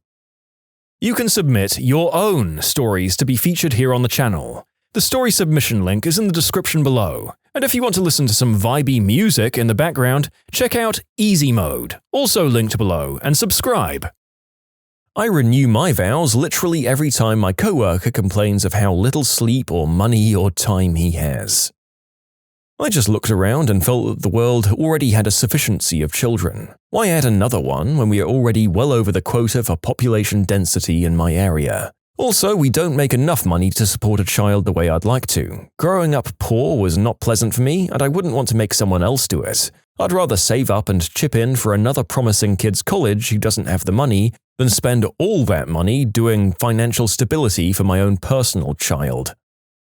Just seeing how kids turn out. I feel like I'd be too hard on my kid. Well, not hard, I'd just want them to be a super good person and care about people in general. I have two friends. One babies his son to an extreme, so much you can see it's hurting the kid developmentally. The kid baby talks and can't do anything for himself and scream cries when the toilet flushes because he's terrified. The guy just coddles and babies this kid, and if anyone points out how behind the kid is, the guy says, "Sorry, I'm just being a good dad." Being up your kid's butt all the time babying him doesn't mean you're some super dad. Another guy I know had a little girl and they spoil her rotten, and she's selfish and expects everything handed to them. I'd just set way too high standards and I wouldn't be able to say, okay, they're just a kid. I've never had an I want to have kids moment. Since I was a kid myself, the idea of having them strongly repulsed me. When I found out what an episiotomy was, and then again when I heard there were degrees of tearing, don't Google 4th degree tears. Just don't. Because I know that if my kid pushed me too far, I'd resort to corporal punishment. Nothing I wouldn't want done to me, but that's still not really societally acceptable. Plus, they absorb a ton of time, money, and life. I don't have time for that. I wouldn't sacrifice what my parents did for a person like me. Well, I can't sympathize with being able to think I'd do that to a kid, but I guess it's better to know that and not have kids than not realize it until it's too late. My God. My long-term boyfriend told me he didn't want kids about a year and a half ago, and for a couple of months I convinced myself he'd change his mind when we got a little older and more established. Then his cousin had a kid.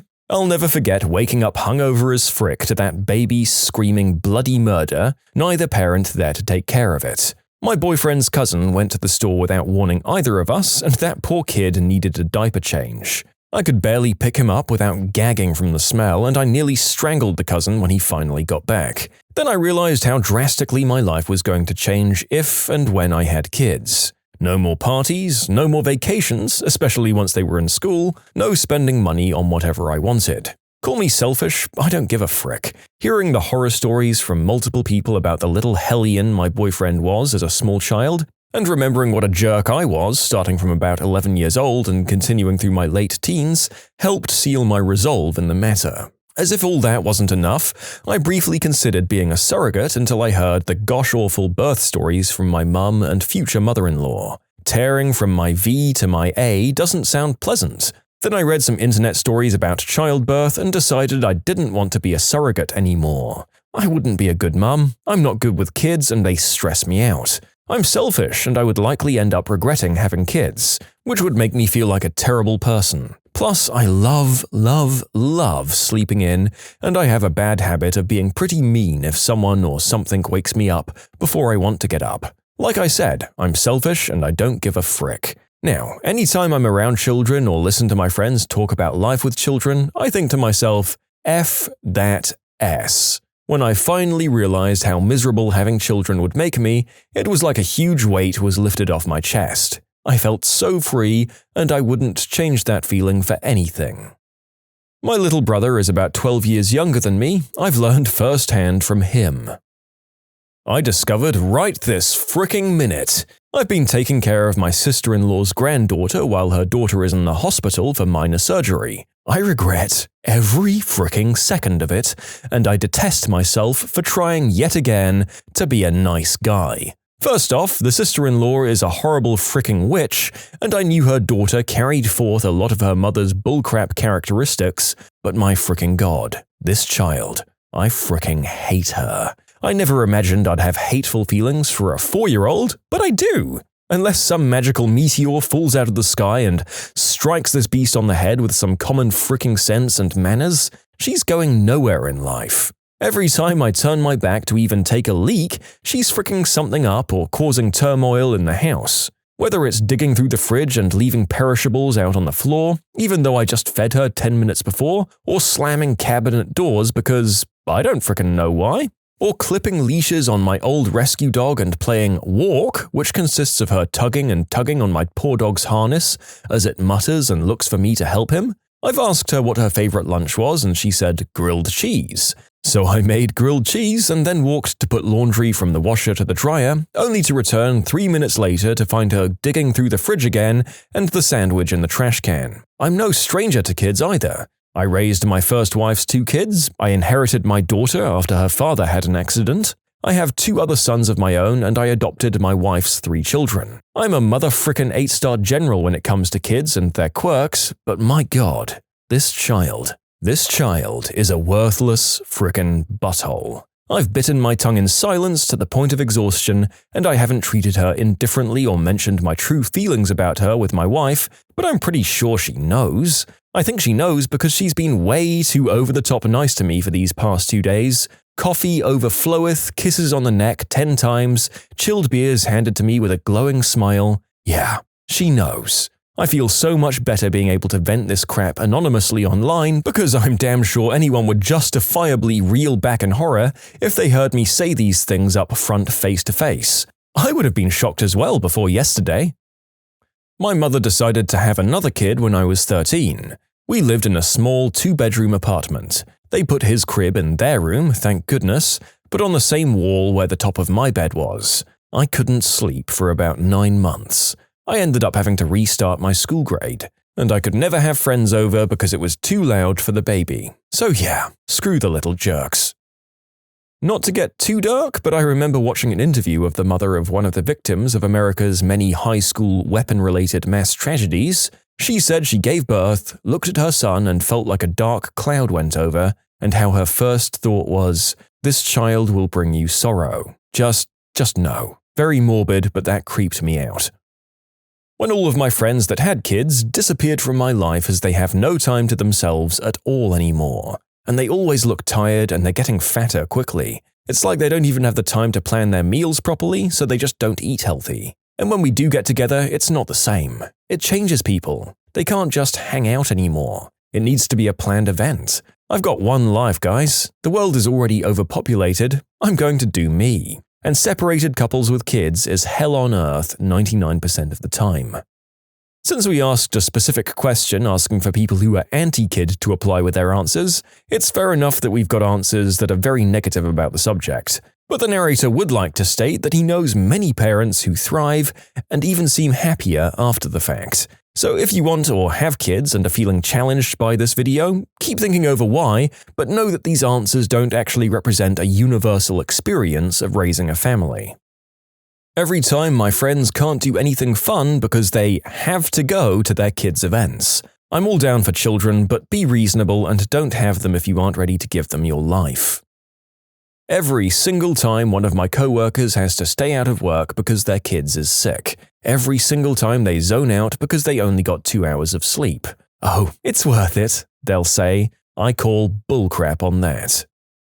This Be the Verse by Philip Larkin. They frick you up, your mum and dad. They may not mean to, but they do. They fill you with the faults they had and add some extra just for you.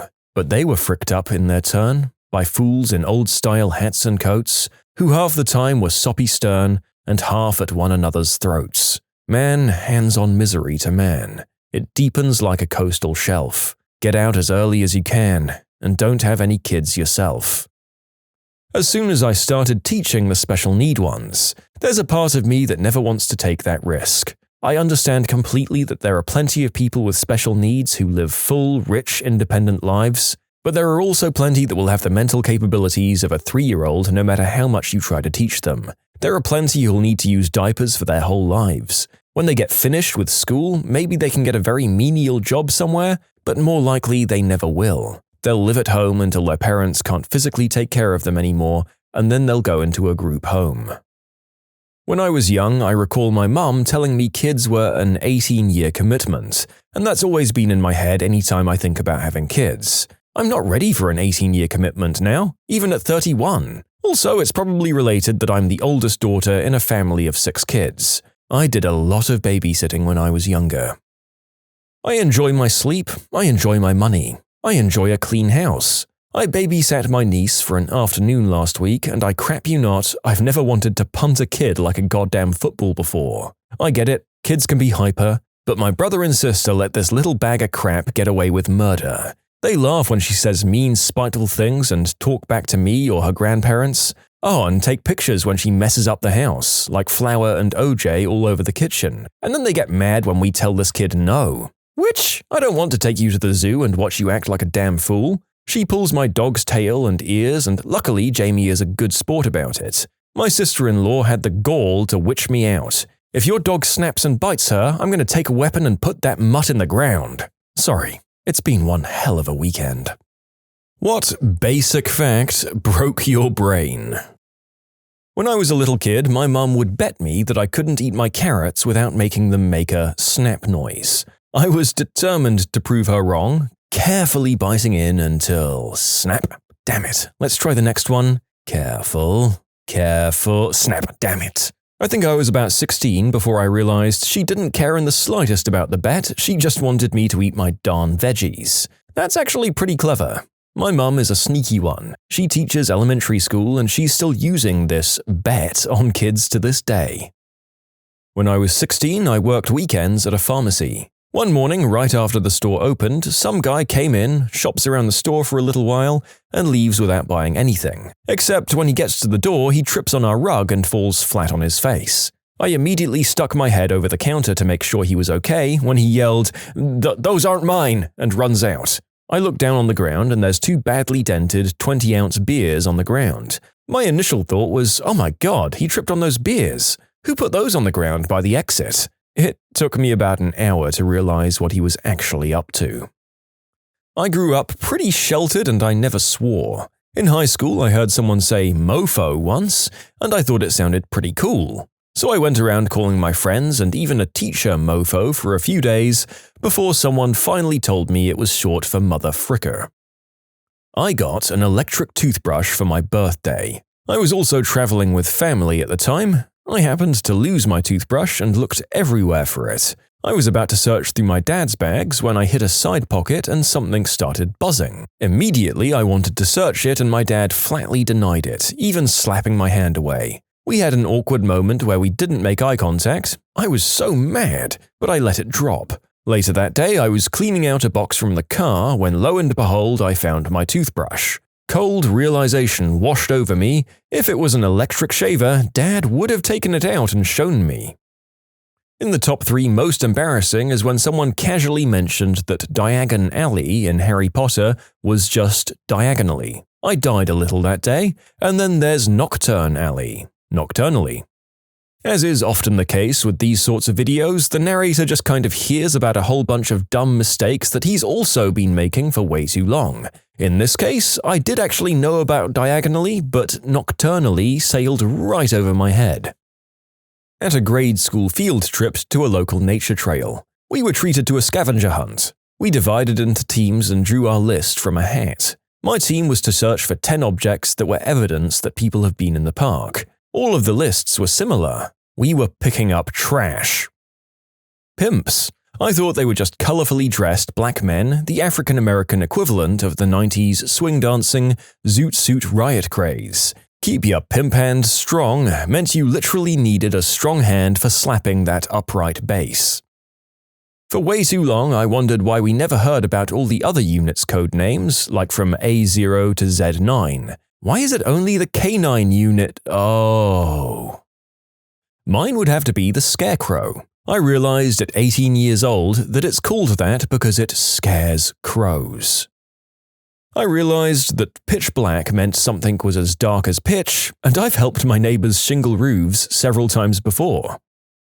One day, while driving my mother around town, it randomly dawned on me what my parents were really doing when they locked themselves in their bedroom and told me that they were going to talk about my birthday and Christmas presents. My parents would take naps in the afternoon on weekends and lock their bedroom door. They'd also get really mad if you bothered them during that time. It took me a long time to figure out what was really going on. Not me, but my husband. One evening we were out bowling with friends, and I took my purse to the bathroom with me. My husband was saying, "Why are you taking your purse to the bathroom? Don't you trust your friends?" While all of our female friends were giving him that look. After a while, it dawns on him why I might be taking the purse to the bathroom, and he says, "Oh, that's why Mom always got mad when I asked her that question when I was a kid. We were married, y'all. Definitely old enough to know better." Green herb. When I was a really little kid, I saw my dad and his friend, quote, rolling their own cigarettes. It wasn't until college that I smelled what was apparently really good green herb, and I said, "Hey, that smells like my dad's cigarette." Oh. I I overheard a coworker talking about her pet duck and I was fascinated. I asked her questions about her duck, like what it ate, and I expressed fascination that she took it on walks. She looked at me strangely when I asked more questions and expressed more enthusiasm for all the things her duck did. She had one amazing duck. It even did tricks. I always brought up her duck in conversations. One day, about 6 months later, she brought her dog into work. Well, I came to the wrong conclusion, but it was at the time I thought all of my friends' parents had acquired immunodeficiency syndrome. When I was 8 years old, I asked my mum how babies are made. She gave me a clear, honest answer: from doing the deed. A few months later, we began taking care of a family friend who was dying from a transmissible disease I mentioned at the start. I asked my mum how someone gets it, to which my mum responded, from doing the deed. So I put 2 and 2 together and went to school the next day and burst into tears, telling all of my friends that our parents were going to die because we were all made from doing the deed, and that gives you acquired immunodeficiency syndrome. I thought my roommate in college had a live-in girlfriend that I never saw. There were always women's clothes strewn all around his room, pink flip-flops and high heels at the door, and lots of feminine hair and skincare products. One day we were sitting on the couch playing video games when I asked him, "Hey, why is it that I never see your girlfriend around?" He looked at me and said, "I don't have a girlfriend, I've been single since I got here." "Oh, whose high heels are those in the hallway?" He gave me one of those looks like he couldn't quite comprehend it, and then it suddenly dawned on him, "Dude, we've been living together for a year and a half and you haven't figured out I'm trans?" In hindsight, it was rather obvious. Eminem. M and M. Marshall Mathers. I realized this last year and I'm 21. I realized on a road trip that hazmat means hazardous materials. I was 23 when I made that realization. Well, once again, the narrator is in their mid-30s and didn't realize this right up until they wrote the script for this video, so consider me dunked on. Embarrassingly enough, it took me a long time to get the K Jewelers "every kiss begins with K" pun. I legit remember saying out loud, "Oh my god, the letter K. Duh." The "Christmas only comes once a year" joke from the end of The World Is Not Enough. I only got it about a month ago. I'm 23 and I've watched that movie dozens of times. It was like a pin dropping. I suddenly went, "Oh, I get it. Oh dear." English is not my mother tongue, but I've been speaking it fluently for about 15 years now. Some weeks ago, out of the blue, I had the sudden realization that the word movie is just a short form for moving pictures. Mind blown. I was about 23 or 24, I'd been smoking out with friends the previous evening and wanted to clean out my pipe. There were cruddy bits of resin and gunk, if only I had something good to clean this with. Some kind of long, stiff yet flexible wire with a cleaning surface. Wouldn't it be great to have a pipe cleaning tool? A pipe cleaner? I'd never put it together that pipe cleaners were meant to clean pipes. I'd only ever used them to make crafts at school and summer camp.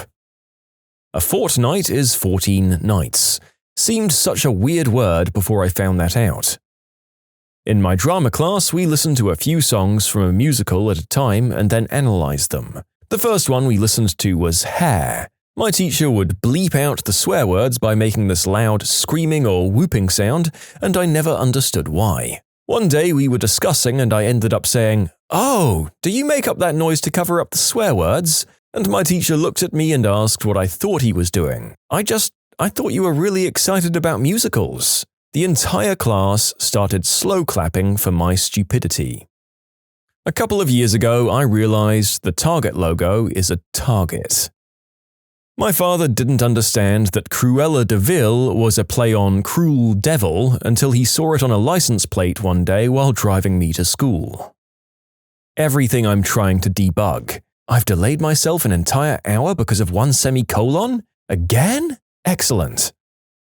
I worked in a lighting warehouse over the last few summers. We refer to 12,000 watt lights as 12Ks. I'm like, okay, K equals 1,000. It took me until my second summer working there, at 18 years old, to realize that K wasn't just shorthand for 100, it's short for kilo, as in 12 kilowatts. God bless America.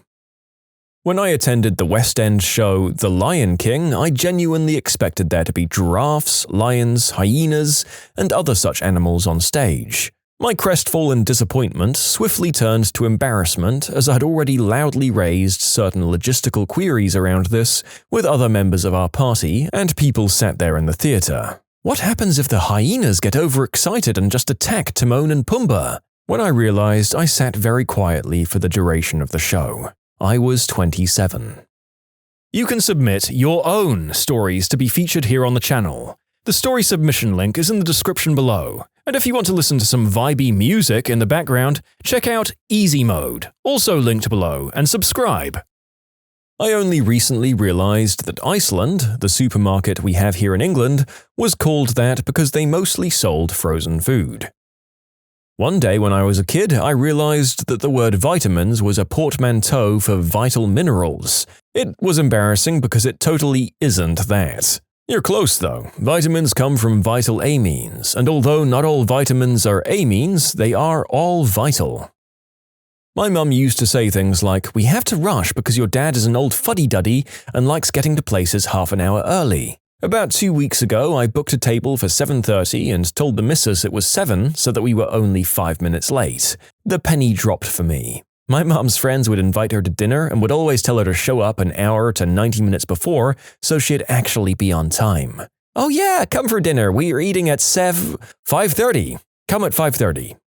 The narrator has had partners where he's been tempted to pull this tactic before, but then he realized that if he ever got caught in the act, he could potentially be revealed as having lied to his partner for multiple years. Whether or not it was for a valid reason probably wouldn't factor into things.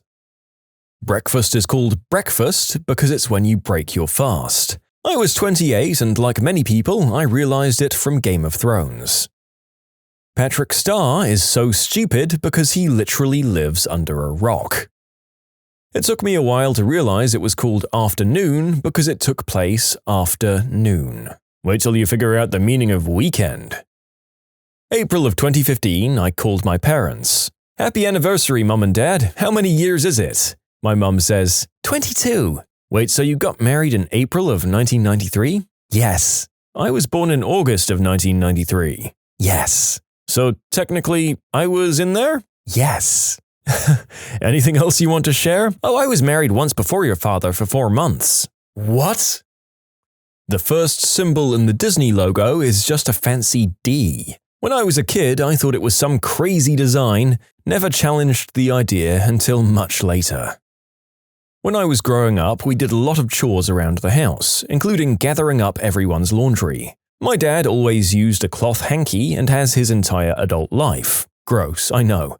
And he always keeps one in his back pocket. Every so often, Mum would pull out their bed and have us collect all the hankies my dad had stuffed behind the headboard. Literally 20 or 30 of them all gunked up. My child brain thought Dad had night allergies and was hocking weird loogies into them. My adult brain realized they were his splooge rags because they used the pull-out method. It was the 70s and 80s and birth control wasn't nearly as advanced as it is now. I just realized the band The Beatles is a play on words with the word beat, like a music beat. When my mum told me 2 days ago that women do not in fact pee out of their hoo-has, I'm an 18-year-old male. Washington, D.C. was not in the state of Washington. Only recently found out that pickles were cucumbers originally. I just thought they were another kind of vegetable and that when you pickled something, you were putting it in pickle juice. Back in high school, I knew these 2 identical twins. I was sitting with them at lunch, either first or second day of grade 9, and at one point I noticed they looked alike. I said something along the lines of, "You guys look alike," and one of them was like, "Yeah, we're twins." I even remember during the assembly earlier that day, I sat beside one of them and I saw her sister sitting somewhere further down, and I was confused. I was on a travel assignment years ago where another coworker and I sometimes flew to a regional airport together. One flight, the flight attendant made some incomprehensible announcement on the PA just before people started deplaning. My ears were a wreck from the flight, so I had no idea what she had said. As I got off, she glared at me and said sarcastically, "Nice." A few months later, my coworker and I were talking about something or other, and he mentions the time some kid barfed all over the airplane aisle, and I guess I stepped in it that time. Florida. I realized at the age of 23 that the Count from Sesame Street is a multi-level pun. It blew my gosh darn mind. In ancient folklore, vampires were actually obsessed with counting. One of the ways to outrun them was to spill a bag of rice. They'd get caught up obsessively counting the rice grains, so it's like a triple-level pun. That second comment is just a very cool piece of trivia. See? We're not just here to make you feel dumb, folks. You can see the moon because the sun is shining light on its surface. Just hit me like a ton of bricks when I was about 20 or so. Don't know what I thought before that. Some teacher failed at their job. Bill Nye was booed by a bunch of Christians for telling them that a year or so ago, so don't feel bad. Last year at age 42, I realized that Staples sold all the staples you need for your business, and that they didn't just pick a random office supply for the name. I figured it might as well have been staplers or paper clips. That someone I knew in my family was a closet green herb smoker. Literally, the person I knew for years had smoked green herb in their closet and always covered it up. I put two and two together when I started to smoke. That donut holes are from the center part of the round donut. I always assumed it was a donut hole, like WHOLE, and it didn't occur to me until last year. Growing up, my cousin's grandmother had a female friend she lived with. It was kind of an open secret that she was her lesbian girlfriend and nobody cared. I'm now 29 and was recently talking to my cousin about it. My mother, who spent a lot of time with these two women, said, "Wait, they were lesbians?" Still not clear how this is something a bunch of 12-year-olds figured out, but my mum couldn't. I grew up very poor and way out in the country. One night while visiting some friends for dinner, we got lost and ended up being late. My friend's wife goes to fix me a plate for dinner and she put it in the microwave. It was at this point I realized that she put some corn on my plate. I ran as fast as I could across the dining area and told her to make it stop. She did and asked what was the matter. I then let her know that I didn't want the thing turning my corn into popcorn. Sophomore year of college, it finally dawned on me that one of 3 off-campus apartment mates was gay when I came back earlier than he had expected one night and saw him on the sofa with another guy. He never gave any hints about his sexuality before then, but I put 2 and 2 together when it occurred to me that the only people he ever hung out with were males and that he had no typical straight interests. Late to the thread, but I didn't realize the symbol on Superman's chest was an S.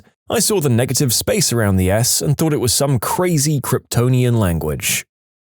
We did an art project in grade school, I think it was probably 3rd or 4th grade, where you'd draw a word you thought described you and add other elements to it. You could use the dictionary or thesaurus to pick a word. I wanted to do something about being smart or sensible, but I didn't think either of those were pretty enough words.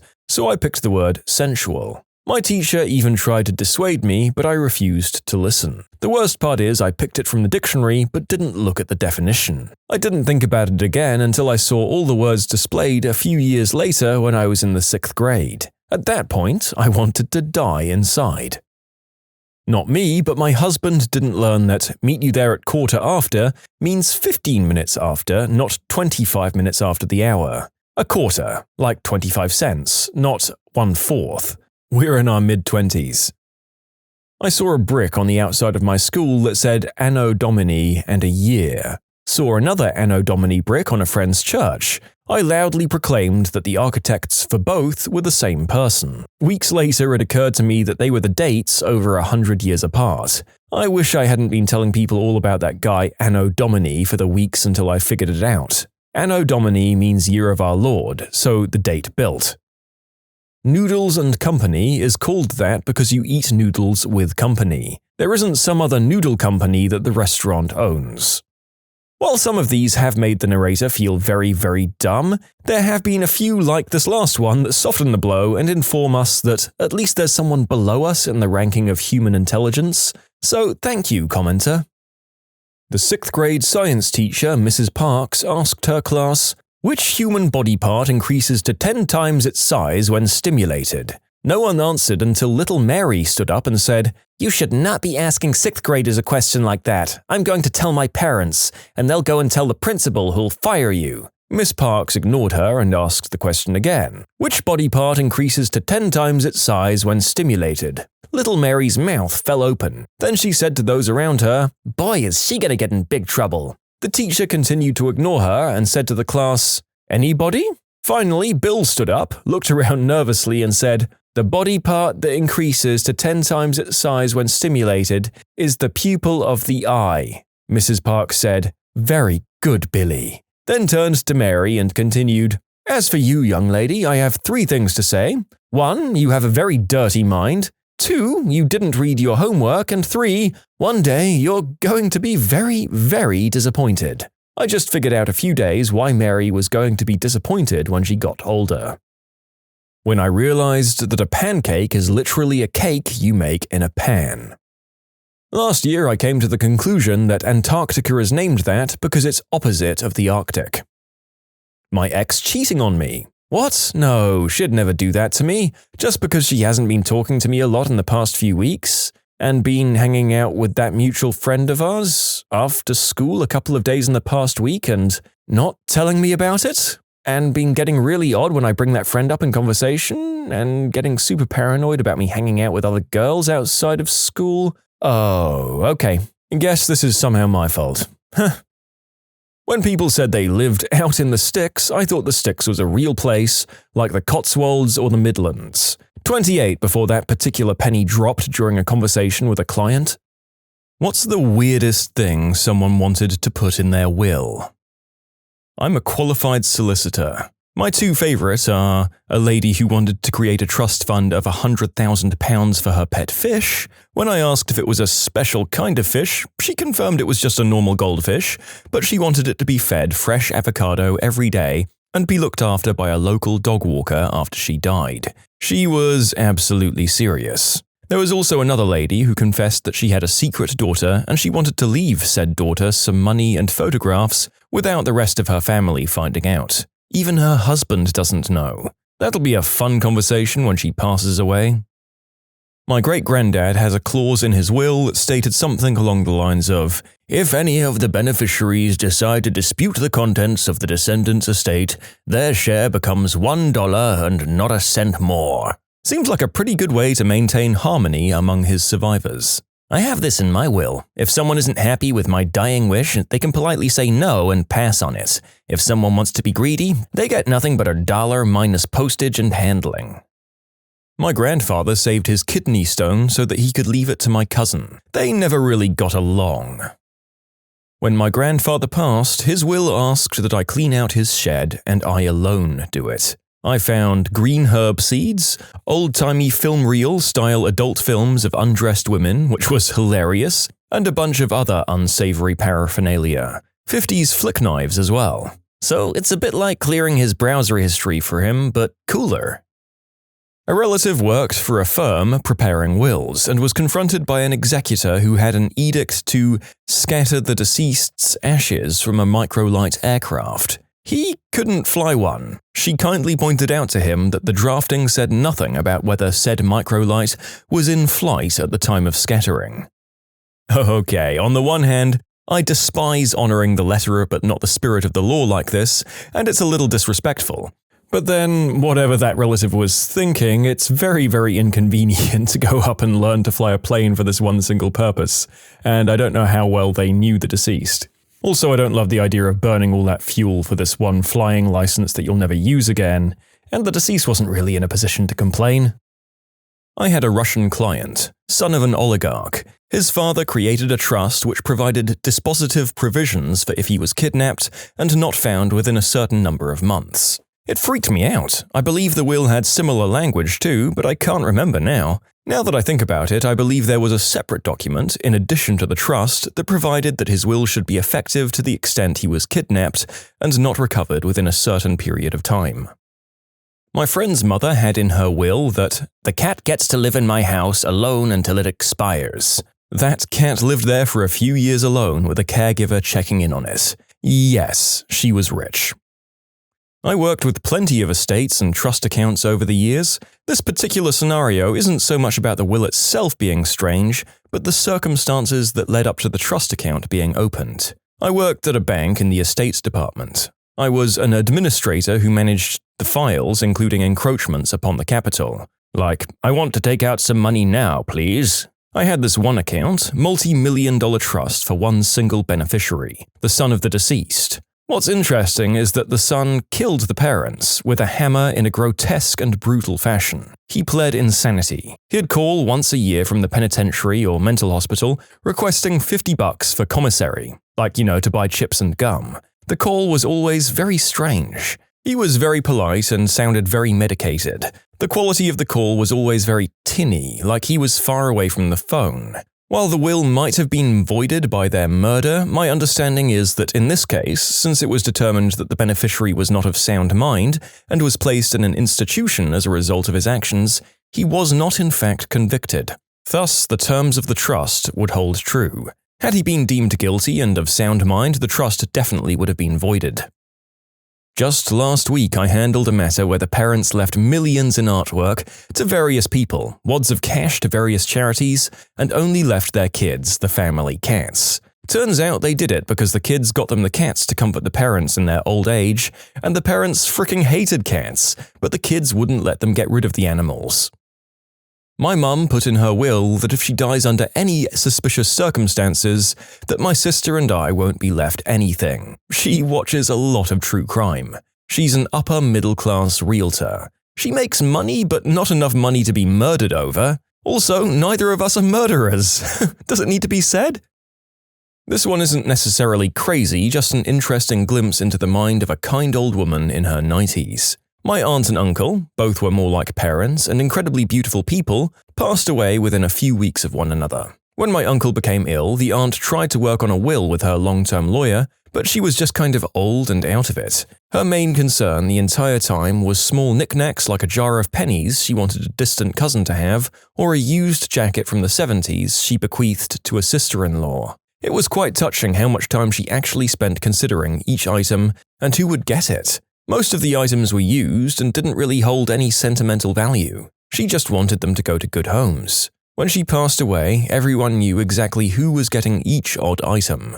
The real kicker is when the lawyer told the primary beneficiaries that she never actually got around to the bigger assets and all that jazz. She basically told the lawyer, "Pay for our funeral and anything we owe, and then family members X, Y, and Z can figure out the rest." It ended up being millions in homes, a lakefront property, jewelry, antique firearms, vehicles, life insurance policies, stocks, bonds, gold coins. Luckily, the family was very close and everything went off without a hitch. They were amazing people who wanted to keep family items in the family. They just didn't put that much weight on their incredible wealth. They also hid their wealth amazingly. We all knew that they were very comfortable, but no one had any idea that they were deep into 8-figure assets. It's just funny to see a random niece get a set of plastic cups, worn dance shoes, and a check for $125,000.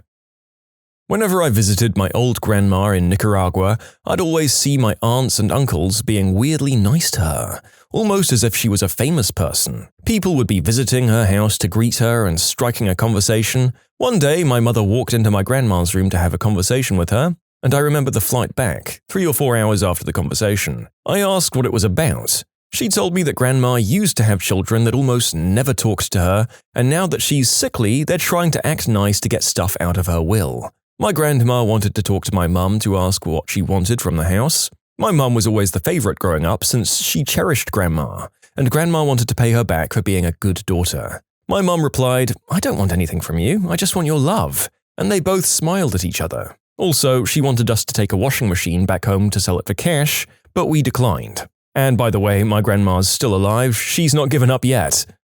Good on her for knowing that and giving credit where it's due. Now you just have to stop those other relatives from moving in there and getting real manipulative if it ever looks like the end is nigh. Sounds like it might eventually be the sort of thing that tears the family apart, but if the others are a bunch of vipers, good riddance. I read a lot of estate documents as part of my job.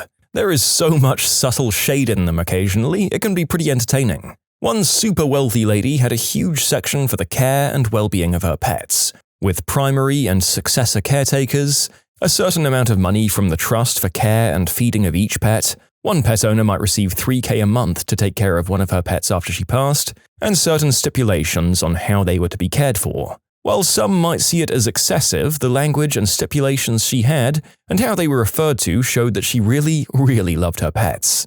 In that same will and trust, she also left a slew of people only $1 so that there would be no chance they could take the trust to probate court on the basis that they were merely forgotten. That part had so much subtle shade. A lot of, "They know what they did," and "They are well aware of their guilt in the matter." She split up about $2 million amongst 5 or 6 different animal rescues and animal welfare charities. It was about 200 pages long, and I swear I read the entire thing just for the sheer entertainment value. An aging woman my family knew left her house, which was very large and in a very affluent neighborhood, and estate to family friends for so long as her cats were alive and taken care of in said house. After the pets died, the house was to be sold and the remaining estate donated. The weird thing is, it's been like 20 years and the cats are still alive. Also, they've changed color. My great-uncle's official will gave the contents of his outhouse to the city council of a nearby town after they'd tried to take his land twice to build a new water treatment plant. He spent quite a few years fighting eminent domain claims and just wanted to give them something in return. As a joke, his kids boxed up all the books and magazines in the outhouse and dropped them off at City Hall. Not a will, but a deed. The city I work for was renovating a small park that was donated to the city in the 1910s. We went looking through the handwritten deed for easements or other restrictions and found that the family could claw the property back if the park were not perpetually provided with a fountain of pleasant running water fit for consumption by man and beast alike. The family still has descendants in town, so we installed a new water fountain with a dog bowl filler just to be safe. Here's one from one of my dad's law partners. He had a lady come in with an itemized list of books and wanted her will to contain all of the books and who'll get what based on her choosing. So basically, she decides who gets what specific books instead of letting her beneficiaries decide. The truly astonishing thing is how many books and how specific they get. According to Dad's law partner, her list is about 2,000 books to be divided amongst 30 people. She's apparently very specific and comes back at least once a year to add all the new books she's gotten. You can submit your own stories to be featured here on the channel. The story submission link is in the description below. And if you want to listen to some vibey music in the background, check out easymode, also linked below, and subscribe. My sister's mother-in-law is leaving her house to her 3 sons. If one wants to sell out his third of the house, he has to sell it to the other 2 brothers for $1. They can sell it if all 3 agree. I think she wants her sons to use it like a cottage, a place where they all visit and stay for a while. 2 of the sons live on lakes nearby, so they would never use it as such, and the 3rd son lives with his mum in the house. He does take on a lot of the care responsibilities of his mum. She's 93, so that's nice. The other 2 brothers have done most of the home maintenance for decades, including weekly mowing and cleaning, and they still help in the care. When she dies, which unfortunately could be very soon, the 3rd son might not move out. He could freeload in that house forever, and his brothers would have to share in the tax payments and upkeep if they want to maintain their inheritance. A Furby collection from models collected in the late 90s. They were convinced they'd retain future value. This was in 2011. I'm the executor of my grandmother's will. I'll get the house and everything in it and a share of life insurance that's split 3 ways between myself, my sister, and my mum. My mum has always said that all that my dad, my grandmother's son-in-law, would like to have is some table. Well, in the will, there's like a whole paragraph that states how my dad gets nothing. He doesn't lay a finger on anything in the house or any money. How my dad is basically worthless and deserves nothing, and how he was a crap dad, and she begrudgingly has my mum in the will. Thanks, Grandma, I'll appreciate the awkwardness. Good God. And to my favorite grandchild, not the other one, I leave the majority of my possessions as long as he keeps the worthless sack of crap who spawned him away from all my stuff. My daughter can have 1 or 2 things, I guess. Same energy, to be honest. My grandpa gave me all of his tools, which sounds dumb, but we're in the same trade, and it was a real life changer. It included a lift and his old shop truck, so I pretty much got everything to start my own shop, apart from the building. Also, a pretty good chunk of change and his dog Tanner, as long as I made sure his live-in girlfriend at the time got nothing at all, and I told my uncle he was fat and his wife was going to leave him if she couldn't find his pecker. There was literally a script inside the will. It all went smoothly, and my uncle lost weight, and Janice is a jerk, and it turned out Tanner is kind of a jerk too, but it's okay, because my grandpa was kind of a jerk. A good one, but still sort of a jerk. They have the same mustache and eyebrows now, so I come home from work every now and again and get stared down by my grandpa while I go number 2. I work for a will writer and trust specialist in the UK, currently studying towards my TEP. One of our earlier clients passed recently. Turns out the man she left almost everything to, including the residue of her estate, which was considerable, was her regular taxi driver. She also named him as her executor. He had no clue. The woman named as her executor and main beneficiary of her previous 2 wills, a close friend of many years, was understandably flabbergasted and contested the will. We responded to her solicitor's Lark vs. Nergus request and informed the taxi driver, who didn't even know our client had passed away. And the will was upheld. The aforementioned friend was left a legacy of £5,000 if I remember correctly, but her nose was clearly out of joint. Bonus observation, it takes a lot less than £5,000 being up for grabs to make families turn against each other. It can get really nasty. One of the most startling things I've learned in my short time in this business.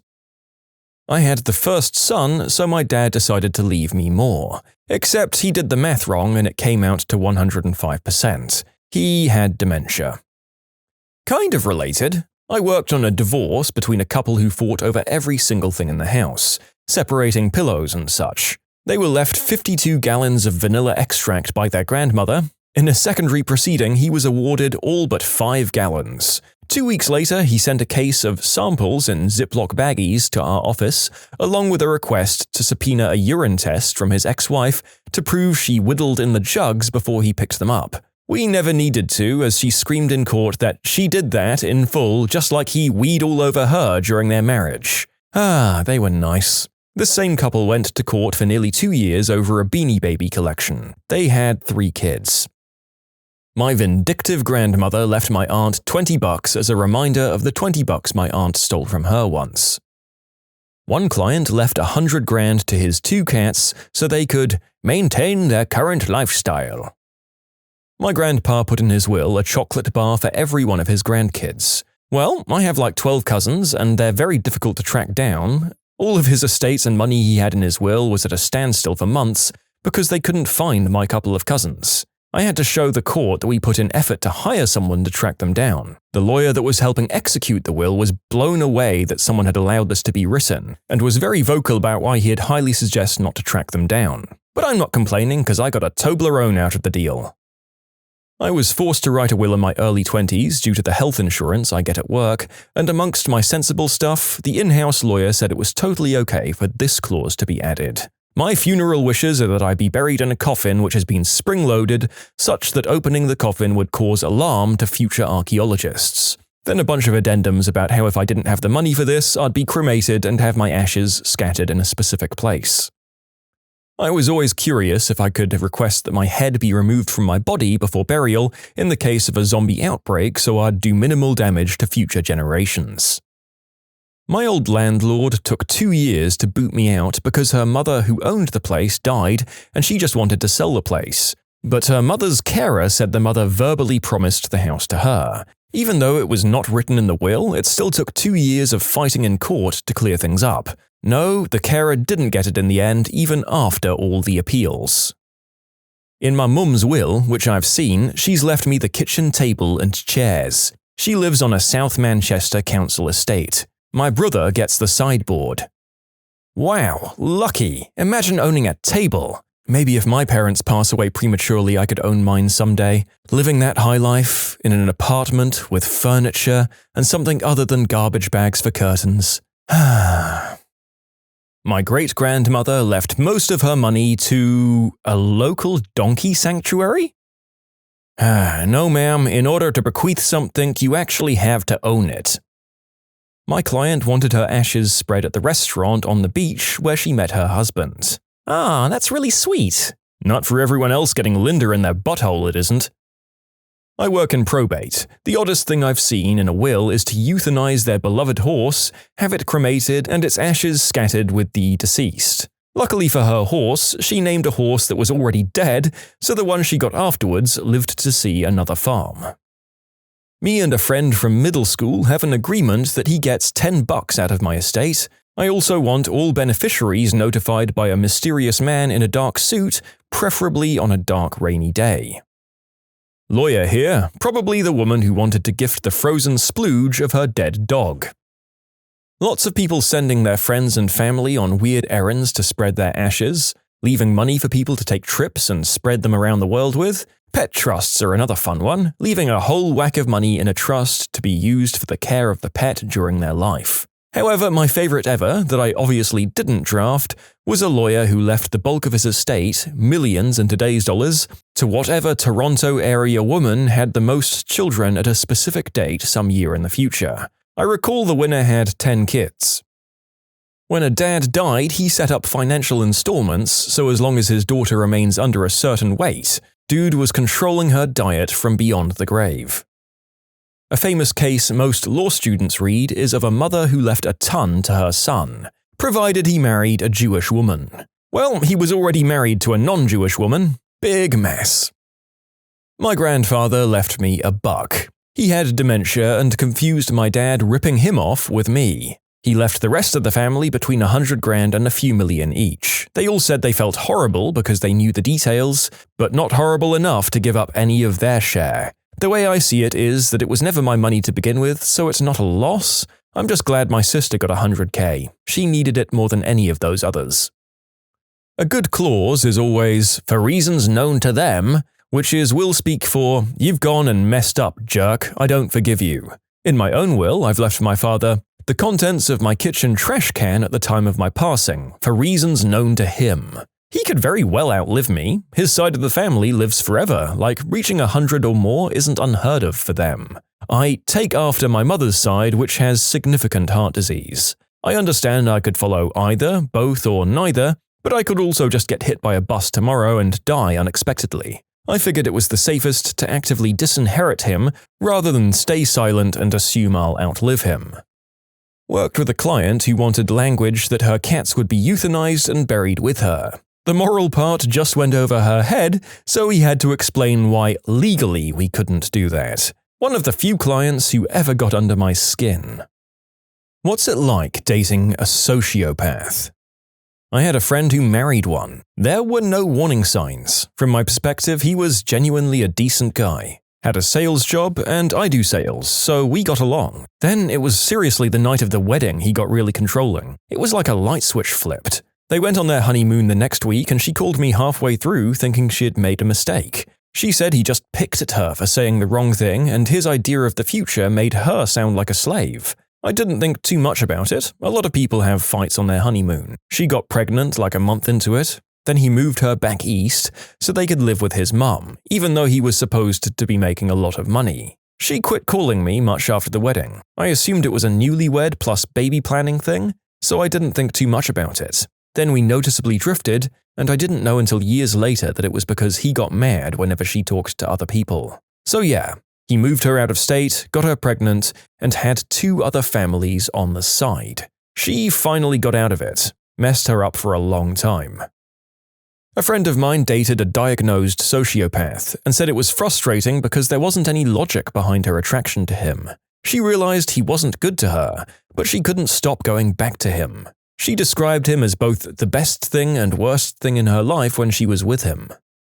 Oh, he was a classic, into animal torture and stuff like that. The way he got to talking endlessly about animal torture was by pretending he felt bad for it and looking for sympathy. Like, I can't believe I did that. I feel so bad. He kept mentioning it so much. He thought it was funny when me or the baby had pain. At one point, he told me that it was so long ago that by now, I should also think it was funny that he had gotten my blood and my pieces of flesh on him. He said that me having empathy was proof that I was mentally ill because empathy doesn't exist. You just learn in your teens that there's consequences for being bad to other people. He also said that nobody cares about women, they're like steak in the supermarket. and that when he saw a woman in the streets, he thought about committing the unspeakable act. He is incredibly charismatic, and the police said that I made a false report. He's still getting back at me for leaving through the legal system. My lord. If any of our viewers have ever dated someone like this, you have my deepest sympathy because it sounds truly horrific. And those of us who have yet to hit the sociopath in our dating lives can thank our lucky stars. Disclaimer, I am not nor have I ever been in a romantic relationship with my brother. I misread the post. However, I have lived with my sociopath brother and can relay why it would probably be a nightmare to date someone like him. He's my twin. Things happened when we were little, I couldn't have linked up then, but I most certainly do now. As twins, we obviously got two of everything. He'd destroy his, take mine and then say I destroyed mine to get his thing because it was better somehow. He hugged the family cat so hard it panted when he let it go. Every time. Once, he mysteriously found the cat with a broken leg and decided not to tell Mum. He was just constantly trying to cause chaos, pinning everyone in the house against each other. He'd start arguments, seemingly for the fun of it, and he'd always find a way to slip into the background while we screamed at each other. His worst offense was when he cut himself on the leg with a razor and told Mum and Dad I'd made him do it. My parents nearly got divorced because of him. Then they later got divorced for other reasons. He told me a while later that he lied about everything. He liked doing that, messing things up and only telling me. I was branded as a liar for most of my childhood and no one really trusted anything I said because of him, so he took all the more delight in confiding in me because he knew what it would do. He lives with my dad now and I haven't spoken to him in 4 years. But I do have a fun story if people ask who the evil twin is, I guess. I dated one and it was traumatizing. I felt like I was losing my mind from the casual cruelty and gaslighting. Took forever for me to trust obvious truths again, since he was so skilled at maliciously twisting them. 0.03 out of 10 I would not recommend.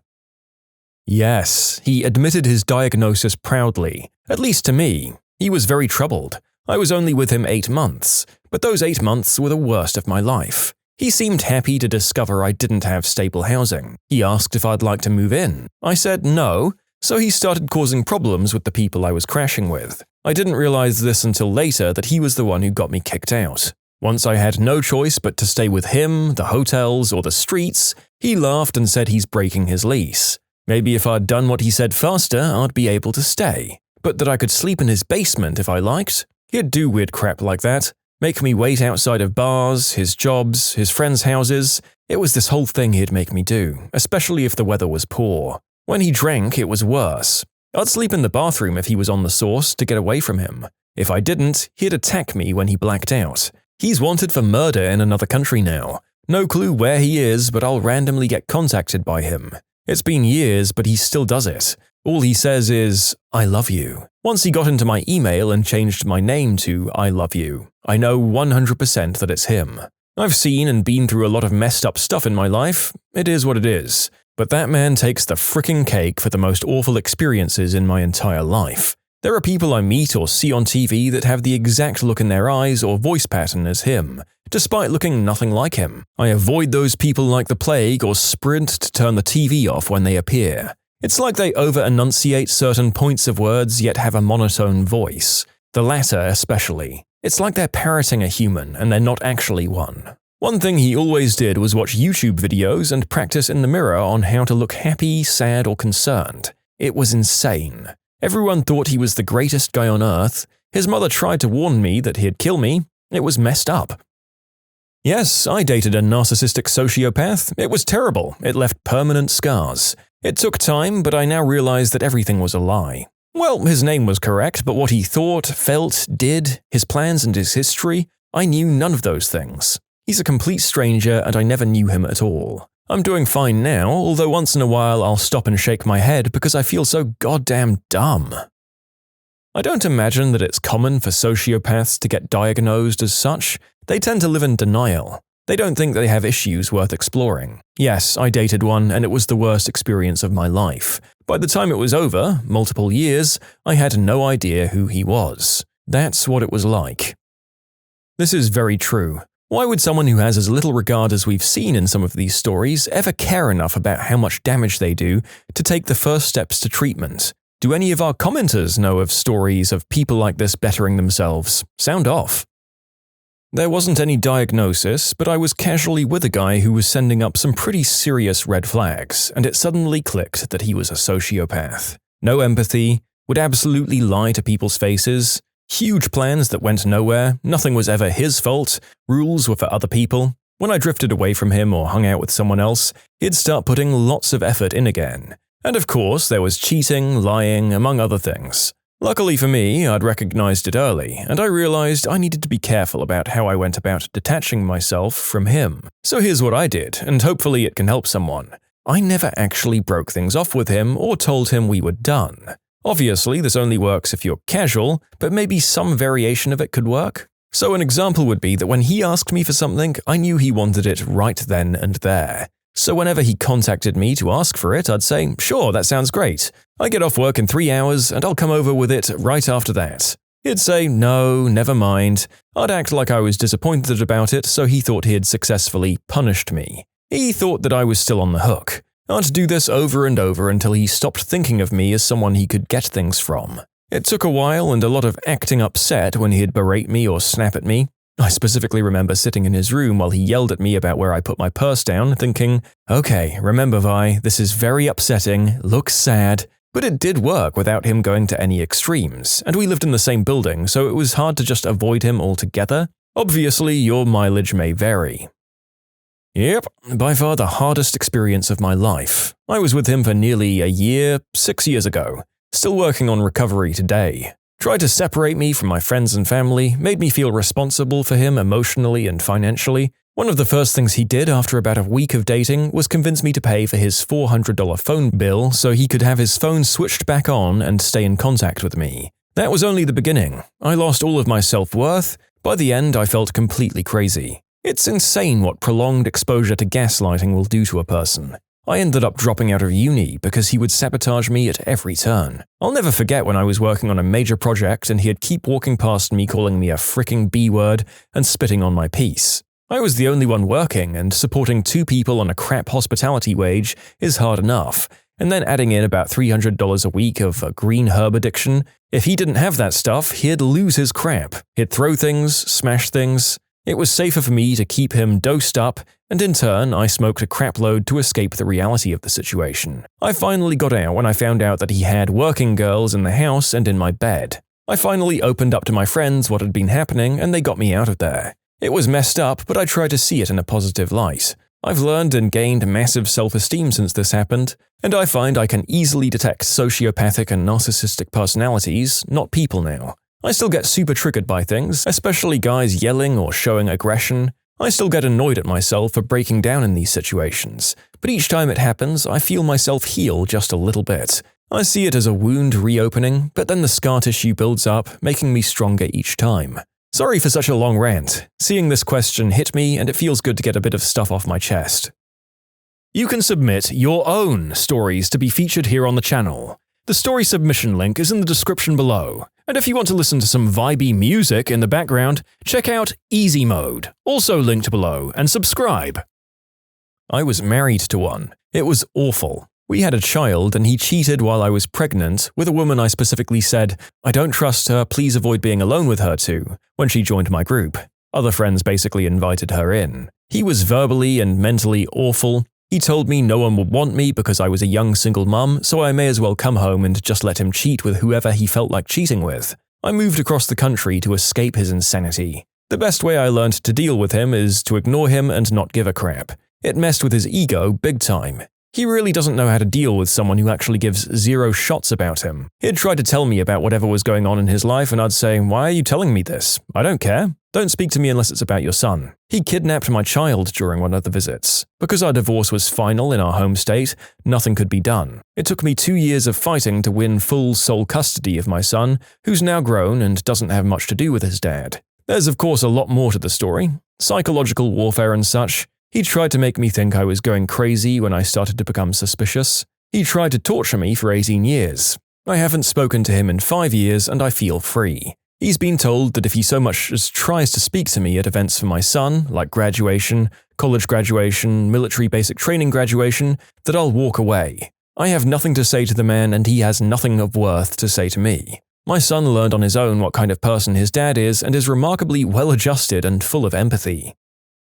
Traumatic. I'm in therapy, but I'm scared of people now. I don't know if I want to get married or have kids. I beat myself up for it because there were so many signs that he was that way. But I still wanted him. Even a few years after we first broke up, I ended up catching herpes. He never cared about me and only cared about himself. He used me. I got really mad at myself when I think about it. Even typing this out, my anxiety is slightly hitting me. I learned that I was in love with the idea of being in love and that my self-esteem was low. It's probably going to be a long time before I trust people again. One of my biggest fears is falling into it again. And even worse, not leaving. I'm thankful that I have friends and family that help me. I don't feel alone. I feel love all the time. One thing that's been very telling in these stories has not just been of the hard, scary times these people go through during dating these people, but the seemingly long-lasting damage to their victims' self-esteem and future relationships. I really have no words. My first boyfriend told me on our first date that he was a sociopath and, "I don't feel anything, but I sure know I like you." And because I was 16 and naive, I completely fell for it. Q being manipulated into doing the deed, telling him I struggled with my relationship with food and body image only to be told I was flabby afterwards, and all the exhausting mind games. Even through all of that and more, I still utterly adored him and repressed all of my instinctual feelings that were telling me to leave. Something I still feel dumb about. I honestly think I was just a toy for him to manipulate and hurt, something he made sure to tell me about after our relationship ended. The way his face would change from loving to like someone I didn't know was kind of terrifying, really. It all messed me up pretty badly, and I still find it hard to trust people. Yes, I dated one briefly, and she nearly ruined my life. I broke up with her when I realized she was mentally unstable after about 5 dates. 6 months later, I was coming home from a party when I found her waiting half undressed in my lobby, asking to please come upstairs. I let her, she disrobed, refused to leave, threatened to smash my things, and when I removed her from the apartment, accused me of attacking her. I was arrested, lost a job I was about to start, and lost 6 months in savings. The night before the hearing, she called me. I was smart enough not to pick up, and the voicemail convinced the prosecutor to drop the case. 3 years later, I got a call from someone claiming to be her husband. She'd tried the same thing with him, but he had been dumb enough to marry her, and then dumb enough to pick up the phone after she had accused him. He ended up facing felony charges, lost his medical license, and paid half the value of his home to get rid of her. She'd also apparently attacked his kids, while he had been restrained from being in his own home of 20 years based on her accusations and their 4-week marriage. Clinical psych grad student here. There's going to be a lot of sensationalized responses on here that paint a picture of sociopaths, which is either antisocial personality disorder or narcissistic personality disorder, that is violent and demented. The reality is that sociopaths, just like mentally healthy people, come in all shapes and sizes. Violent tendencies can exist, but aren't necessarily advantageous for people. Many sociopaths end up becoming successful doctors, lawyers, politicians, and most of them don't commit acts of violence or overt aggression. One caveat is that antisocial personality disorder is characterized by acts of criminal or otherwise delinquent behavior, narcissists not quite as much. And yes, I was romantically involved with a sociopath. Ultimately, being with him felt like I'd been thrown into the rapids. I felt disoriented, confused, and betrayed after every serious conversation about his treatment of me. Somehow it was my fault, or criticizing him too much. He refused to apologize and claimed that he wanted an apology for mistreatment and it was manipulation on my part. I told him once that being with him felt like he was holding me by the throat over a great precipice. I didn't want to hold on to him, but if I let go, I feared that I'd fall. He had constructed a world around me in which my reality was no longer real, in which I was never the victim but the ungrateful charity case, and in which he constantly was inventing new ways to torment me psychologically and intimidate me physically. The tumult, the rapids, were ultimately a script of rapidly oscillating states of being. He'd apologize and promise that he'd change. He'd cry and beg for me not to leave him. If I tried to make him leave, he'd pivot to threats or demean me. Everything happened on his terms, even if it didn't seem that way. Outwardly, he appeared to be a patient, kind, and charismatic partner. He was conventionally attractive, intellectually gifted, and socially adored. His views on life were reasonable and measured, and his style of rhetoric is, to this day, one of the most engaging and convincing of anyone I'd ever known. The acts of cruelty and humiliation were rare at first, growing to a crescendo during times in my life when I was the most vulnerable. I lost my best friend. The attacks escalated, then I got a new job and the attacks declined. I left my job and they escalated again. I found a new job and there we were, back to celebrating again. When he was good, he was so good. I'd start to believe that I must have been too hard on him. After all, things only got bad when I was already doing poorly, managing grief, loss, and depression. When I was succeeding, he was succeeding with me. So it seemed reasonable to me, for a while at least, that he was right when he said I was just projecting my inner turmoil onto him. I believed him for a while. But that mask just can't stay on. Eventually, things are too good for too long and he couldn't have that. He always needed to be one step ahead of me. He always needed to have the upper hand, and he always needed to use it to drag me to the edge of the abyss and hold me over while I desperately clutched and grabbed at the arm that held me, begging him not to let go. I now know that this is typical of narcissistic bad actors. I know that his moves were calculated and methodical. I know that he attacked me when I was already down because it was the easiest to manipulate my worldview during those times, and to create a dynamic in which I was so afraid to lose him amongst the other losses that I'd forgive him for whatever he'd done, even if what he'd done was slowly boring a hole into me, removing pieces of myself that I'd left defenseless to exploit. I know now that the true trap is the poison in the sugar. I know that it's the sweetness, the overtures when you're stronger that truly ensnare and contort. I know that it wasn't my fault. It had never been my fault. The red flags I'd seen from the start were warnings I should have heeded, not forgiven, and that in robbing me of myself, in repeatedly gaining and abusing my trust and affection,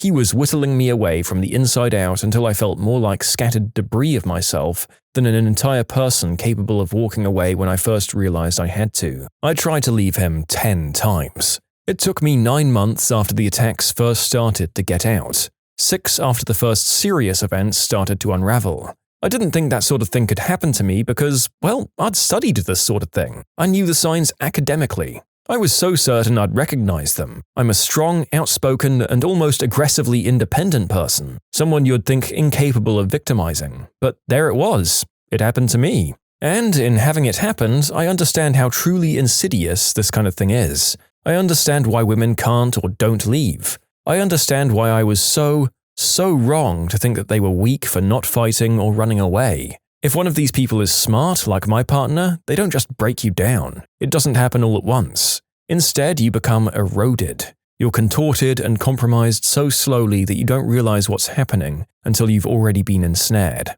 He never had to lay a single hand on me to be the single worst experience of my entire life. He didn't have to hit me even once to make me afraid of him, alienated from my own body and distanced from my true sense of self. Beyond the obvious words of wisdom that I'm sure most people will impart in this thread, I'd just like to leave you with this, if you're still with me. I'll give you bitter pills and sugar coating. The pills are harmless, the poison is in the sugar. What made a Disneyland mascot break character? I worked the parade route from time to time, making sure kids didn't dart out in front of floats and such. People like me would often be playful with cast members along the parade route, winking and making silly faces. There was one day where Baloo came up to me mid-dance and proceeded to bow to me. Baloo also happened to be wearing some sort of crown or hat thing with a star on top. Baloo probably wasn't aware of how tall that actually made them. Baloo managed to smack me right in the mouth with that star, cutting it open and giving me a fat lip. Fairly certain I heard Baloo audibly gasp when they stood upright again. Paw to mouth. He immediately stopped dancing, just stared at me as I bled. They tried to grab my hands and pull me to them, but their handler came and ushered them along. Whoops! I auditioned to be a face character, and Disneyland made it to the stage where they run through scenarios of unruly guests, rude comments, etc., and you have to respond and come up with responses in character. My dance teacher was also a face more than 20 years ago, and she had all kinds of stories of people trying to reach up her skirt. She was Pocahontas mainly. In the end, I'm glad I didn't make it through. At the time, it was barely above minimum wage, which was like $6.75 an hour or something like that. I chaperoned a gentleman with special needs to Disneyland as part of a group tour. When our group of special needs individuals met the characters, they were all absolutely incredible with our people. Minnie flirted with my friend I took, Merida flirted with me, but the best of all was Cruella de Vil. Normally, she insults who she takes pictures with. With us, she managed to stay in character but not say anything actually mean. She said to one guy with a cane, "Ah, I like your cane. You can use it to beat the little ones out of your way." Disneyland used to have a Tarzan character, but you don't see him anymore. Since the characters are always expected to pose for photos and selfies, and Tarzan wore nothing but a loincloth, women were just constantly grabbing the character's butt when they got close. So the park just quit that character. After some confirmation of the bad behavior, there are still some recent Tarzan sightings. It appears Disney paused the character and redesigned his loincloth costume into one more like a pair of shorts and a jungle vine sash. Apparently women are still grabby, but the costume department tried to make it a little less easy. If they can't break character, does Rapunzel get to hit the preverts with a frying pan? The narrator has read ahead a little, and after seeing how many stories of people behaving inappropriately with these poor costumed employees there are, I kinda wish that appropriate characters like Rapunzel, Mulan, and Kim Possible, who kick a lot of butt, could in fact do so with full approval from their bosses. On a Disney cruise, I met a guy who looked exactly like Peter Pan. When we asked him, he said, "Nope, Peter Pan has brown eyes," or something like that. The next day, when we went to get a picture with Peter, he got super close and whispered, "See? Peter has brown eyes." Hands down, the best Disney employee I've ever met. This guy played Pluto as well. I watched Jack Sparrow talking to a kid when the kids started chucking up everywhere. Jack then said, "Too much of the old apple juice, eh, mate?" Been there myself. Even ran out once. All the while, the kid was just projectile spewing everywhere. I just want to say that there's a video on YouTube of some meathead trash-talking Gaston about how he could beat him in a push-up match. They go at it, the meathead gives up, and Gaston cranks out a few more one-handed push-ups just to rub it in. Talk about character. A bit late, but I did the college program at Walt Disney World. Never saw a character break when I worked audience control for parades. Definitely saw a few fully costumed characters chuck up in their heads. And Prince Naveen once got heat exhaustion and managed to leave the parade route fully in character. Once the parade was over, we saw him in the back almost completely passed out. Typically, the parade will speed up to double time if a character actor is in distress. I was at Disneyland once, and the Sheriff of Nottingham was fake menacing a child. He reached out to touch the kid's balloon, and for some reason it popped. The character actor was clearly stunned. A new balloon appeared less than 30 seconds later. I remember being in Disneyland Paris when I was 9 and had just gotten a baby Simba plush, which I bought to dinner in one of those character meeting restaurants, where the characters come to your table. Most characters pretended to coo at and tickle Simba. The Sheriff of Nottingham kidnapped Simba. I, of course, got him back. It just took a dramatic fake tug-of-war between Mr. Incredible and the Sheriff of Nottingham to do it. Seriously, these guys are so good at what they do.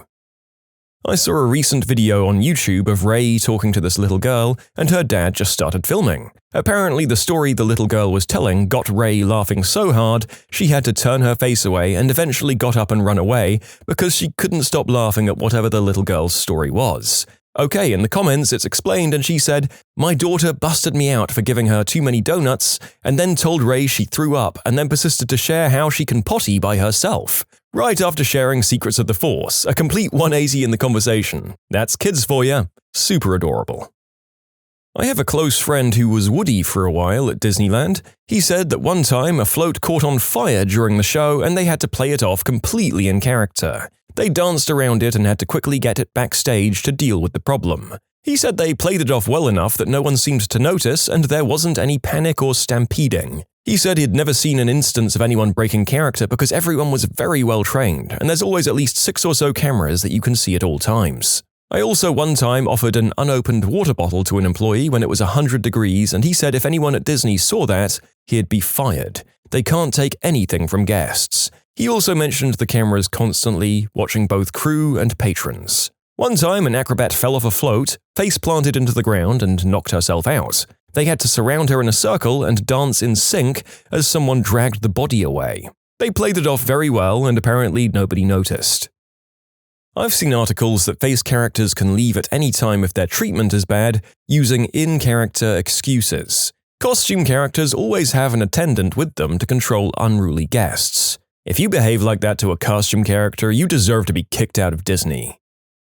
I worked at the Disney store in late '87 and '88 in Orange County, California. I think at the time it was like one of only a handful of stores open. The back of the store had a big screen where we constantly played some Disney video. Every once in a while, the biggest, muscular, blackest, gayest dude would come in and kindly request we play anything Winnie the Pooh related. He'd then proceed to prance around the store. He came in the evenings towards closing and sing the Tigger parts of either dialogue or any song. Turns out he was one of the Tiggers at Disneyland. The guy just loved being Tigger. I'm glad that he did. I can't help but think this sounds like a really tough job where you're expected to give 1,000% all of the time for what seems like minimum wage, judging by the early stories. I'm happy that some people seem to thrive in the line of work. My cousin used to do this when I was a kid. We'd always go try to find her on days we knew she was working. She mostly played Pooh Bear. She'd never say out loud, "Hi Jill," using my name, but she'd get very animated and jump around to give us hugs. Occasionally she'd still say things like, "Oh, I have a rumbly in my tummy." I thought I was the coolest kid because I knew Pooh Bear. I wasn't a character, but I was a cast member. I was walking from backstage into the park. If you've seen the transitions, they're S-shaped to keep people from peeking in. I was pushing a handcart. The ones we used had 2 long supports sticking out from the end. As I was going through, Winnie the Pooh was walking in from the other side. I hit him or her square in the leg with one of the poles. Hearing Winnie the Pooh say, "Oh, frick," was pretty damn funny. A few days ago, my sister and her friend went to the new Galaxy's Edge area. My sister's friend was about 6'1" and had never seen Star Wars. We were walking around and Chewbacca ran up to her. He was around the same height and hugged her. Then he put his hand above his head, showing that they were both tall. She was super embarrassed, and while they were walking away, he did that fist pump thing. Since then, we refer to her as Chewbacca's girlfriend. Seriously, the cutest thing ever. I couldn't even get the zombies at Halloween Horror Nights to break character. Asked one where the restroom was and he flung his arms in the proper direction and went, "Ugh." Pretty hilarious. I worked character department at Magic Kingdom many years ago. I can't remember breaking character, but I do remember working the restaurant at the Contemporary for dinners. One time we had a Make-A-Wish kid as a guest, and they were just the most awesome kid, and it was just heartbreaking to know why they were there. So our lead let us do a group hangout with the kid for something like an hour in costume, playing and running around and having fun. You could never play like that in the parks, you'd start a riot. No consequences for us though, we all just hoped that we made the little kid happy. Bonus fun fact, the Goofy costume for the Electric Light Parade was worn by a float driver. And because the driver was seated, there were no pants for that costume, just the glittery top and head and gloves. They do not break character. My best childhood friend is a face character. During the interviews, they bring you through a ton of challenging scenarios, like kids with lost parents, kids who act mean, and if you break character, there's 1,000 other people of your exact height and hair color ready to play the character better than you. They even made my friend do an impression of a Disney character without speaking. She just had to be able to portray the essence of the character, and if they couldn't guess who she wrote down, her interview was over. They're incredibly serious about staying in character. Anytime something bad enough would happen that they should break character, their handler would just guide them away and handle it themselves. Bonus info, she isn't allowed to tell anyone who she plays except family and close friends, or post anything about work on social media for the entirety of her time at Disney, or else she'll be fired. You can submit your own stories to be featured here on the channel. The story submission link is in the description below. And if you want to listen to some vibey music in the background, check out easymode, also linked below, and subscribe. I worked closely with them as a photographer. Disney performers are trained to never break character for whatever reason. They have ways of signaling their character attendant that they're in distress, and it's generally up to the character attendant to avoid any weird or uncomfortable situations. As far as these weird situations go, they do get people that stalk them in the park, like some people get in line multiple times to get a photo with a specific performer. That weird side of Disney fanatics are something else. Yeah, I heard of one performer who had to get a restraining order after one of her fans got a full back tattoo of her. The tattoo was not of her in character.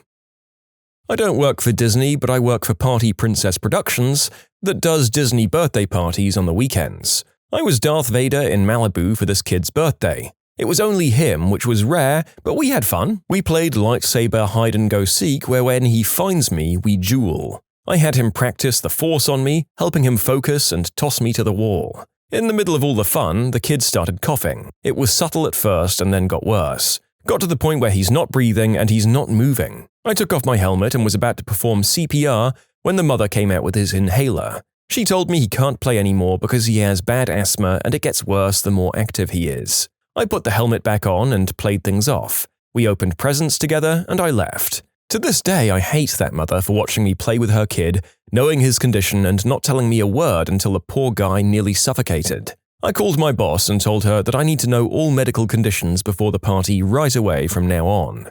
I hope that kid had fun. I still feel horrible for almost killing him from teaching him the ways of the dark side. I wouldn't say break, but I was a lifeguard and I had to ban this kid from going down the water slide. Every single time I told him he had to be feet first, and every time he said, "Okay," but he kept going head first, and it got to the point where the other kids saw him and were copying him. So I banned him, he left and cried to mum and dad, and I had to explain to them why. They left and cried to my coordinator, and they came back saying it wasn't very magical of me. I explained after several times of this kid not listening, other kids were copying him. In any case, I got a stern talking to about being the nice lifeguard who explains versus the mean lifeguard who just yells orders. Later that day, the kid was running across the deck despite several requests not to, tripped and ate concrete. Oh well, don't hate me because I don't feel bad. Oof. So to stay on topic, I don't know if this is some sort of special lifeguard character that plays at Disneyland or if you just have to maintain a character that feels cartoony. But whether they are caricature or not, listen to your safety officials, people. They're there for a reason. My neighbor, he died a couple of years ago, so I'm safe telling this, worked at Disney for years. One day he was stocking shelves in a gift shop and came around the corner and nearly ran into none other than Paul and Linda McCartney. Before he could stop himself, he loudly exclaimed, "Holy crap, it's the McCartneys!" He immediately realized how big of a breach of Disney cast member etiquette he had committed and turned 12 shades of red, but before anything bad could happen, Paul and Linda just smiled and laughed and introduced themselves. Apparently, they were wonderfully laid back about such things and quite used to surprised reactions when people recognized them in public. He didn't get into any trouble. His boss saw the whole episode and thought it was hilarious. And I think they both signed a hat or something for him while they were checking out. A face performer broke character for my husband and I. I won't say which park, but we took a trip to Disneyland about 2 months after we lost our son. That was our first kid. Our entire nursery was Neverland and Peter Pan themed. We always wanted to take him to Disney, have him meet Peter. Well, he couldn't. I got a memorial tattoo, an exact replica of my son's hospital ink handprint, and we got a picture of Peter Pan with the tattoo. We were alone with him and his handler. I tearfully explained the situation before asking him to pose with my arm. He took lots of photos with my tattoo and us. And afterwards, he hugged me tight, told me he was proud of me and God bless us, and he was so sorry for our loss. It was amazing, emotional, and I'll never forget that Peter Pan was proud of me for finding the strength to keep on living. It honestly meant the world. I'm so glad he broke character. I'll always treasure those photos and that memory. One of the traditions of our college sorority back in the 80s was that the day after initiation, all the new members and their big sisters would go to Disneyland, sporting their new letters to wear. One of the costumed characters in the parade kept throwing gang signs or something at us, and we were so confused. Turns out it was one of our sisters who had to work that day. She was trying to do our sorority's hand symbol, but with her hands in oversized furry gloves, it didn't show up so well. My wife was goofy for a semester in college. She accidentally ripped the feeding tube out of a Make-A-Wish kid in a wheelchair, going in for a hug with poor visibility from the costume. Luckily, all wandering costumed characters have uniformed handlers to assist, but it's kind of hard to stay in character as Goofy after something like that. She felt terrible and was traumatized for weeks. The kid was fine, at least from that incident. It was a hassle to mitigate, but no medical damage resulted from it. I went once and a man was getting handsy with Cinderella, so she excused herself to the bathroom and ran to a security guard. When I was 6 or so, I went to Disney World with my mum and aunt and cousins. I really wanted Captain Hook's autograph, but per his character, he wasn't supposed to give it. I started crying over it and my mum went and asked him again, nicely I hope, and told him I was very upset over it. He signed my book even though he wasn't supposed to, and I always thought that was neat. So, to Captain Hook from 1989 or so, if you're out there, thanks, and I hope you didn't get in trouble for that. They don't break character. If a nuke fell on Disney, they'd be ushering you into the bomb shelters as Aladdin or whoever they were playing at the time. More than 10 years ago, my friend was a face character at Disneyland and told me about her friend who was friends with Goofy, which is what you say to people when you're out of costume to preserve the magic instead of outright saying that you are the character. Allegedly, one day, when Goofy's shift was over, he was trying to walk to the back area to cool off when a very angry mum started yelling at him because he ignored her son. In reality, he couldn't see them as he turned to walk away. The lady then called him a racist and said that Goofy was ignoring them because they were black. Goofy turned around to greet the child and signed his autograph book, then he turned to the mum and slipped up his sleeve to quickly point out his own black skin underneath before walking away. A few people have commented to say that this isn't how the costume works, and that the sleeves aren't possible to pull up from under the gloves. It could be a baloney story, but this is just what I heard from my friend who worked full-time at Disney, alongside a bunch of our other classmates from our performing arts school at the time. I was at Disneyland a couple of weeks ago, and I saw Darth Vader not cutting down younglings. It was just unprofessional as all hell.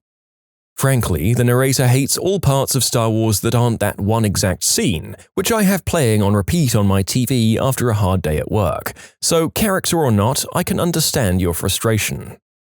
The type of people that play characters are very into it. If something comes up that needs to be addressed, they'll handle it in character. You've probably heard stories about characters helping kids find their parents. These days, characters always have handlers nearby that have walkie-talkies. On the Halloween night, I've seen 2 female employees working the store, not characters, clearly upset by some kind of superior order. The exact dialogue was, "Yeah, sometimes it gets hard. I know it does, but that kind of attitude is unacceptable." I couldn't resist, and I said, "I guess even in Disney, working sometimes sucks." The first girl immediately stood up and smiled as brightly as she could. "What do you mean? Working here is awesome every time." I couldn't help but feel she was agreeing with me, but never breaking the Happy Land face. This place has a dark side. My mum was a costumed character for a couple of years at Disneyland. She was very committed to keeping character, but there was one instance where she broke. 2 teens jumped her when she was playing Piglet and started attacking her. At first, she just tried to block and defend herself, but at one point she kicked one of the boys to the ground and pinned him. Considering she's 4'10" and was wearing a 50-pound costume, I consider that fairly impressive. The other kid continued attacking her, and I think she might have yelped or cried out because the kid she had pinned heard her and said, "Oh crap, it's a chick!" Like, no crap, dumb frick. Most of the shorter characters are women because, well, they're shorter. Cast members came to help her, and the kids were banned from the park. My mum got in a lot of trouble for that too, though, because she broke character. If I recall correctly, she was suspended for a couple of days. My family went to Disneyland a few times when I was a kid. My dad was just the worst parent, physically and verbally. We left him when I was 12. He was awful on vacations for just being miserable in general. It was Valentine's Day, and my mum, dad, older sister, and I were at one of the parks. I don't remember which one. All the characters had big red hearts on a string around their necks. My sister was, at oldest, 8, and I would have been 6. We'd just gotten ice cream, and my sister and I were excitedly looking around for our favorite characters. My sister just saw Eeyore, her all-time favorite character, so she turned around, and my dad, not paying attention, ran right into my sister, holding her ice cream cone, and got it on his shirt. He was, to put it lightly, not very happy. She starts crying as my mum starts giving him crap while he defended his actions, saying that his daughter should have watched where she was going. The next thing we know is my sister's being hugged by Eeyore. It shocked her out of crying, and she was so incredibly happy because it's Eeyore. Eeyore just kept hugging her while my mum started taking pictures. Eeyore stopped hugging my sister only to point to his paper heart, then to her. Then he hugged her again. There's a picture somewhere in my mum's basement of my sister and I standing with Eeyore, and my sister's beaming but clearly looking like she had just been crying. I still think about Eeyore to this day and wondered what they were thinking. It was the early 90s when people were still largely expected to mind their business when it came to such things, and reading these other comments make me realize he may not have been able to do anything else anyway, but I appreciate his gesture nonetheless. When you subscribe, make sure to hit the bell to turn on notifications. Put the playlist on in the background to finish listening to all the stories, or if you want some vibey music to put on in the background, check out easymode. If you like Am I the Genius, give Am I the Jerk a shot. Everything linked in the description.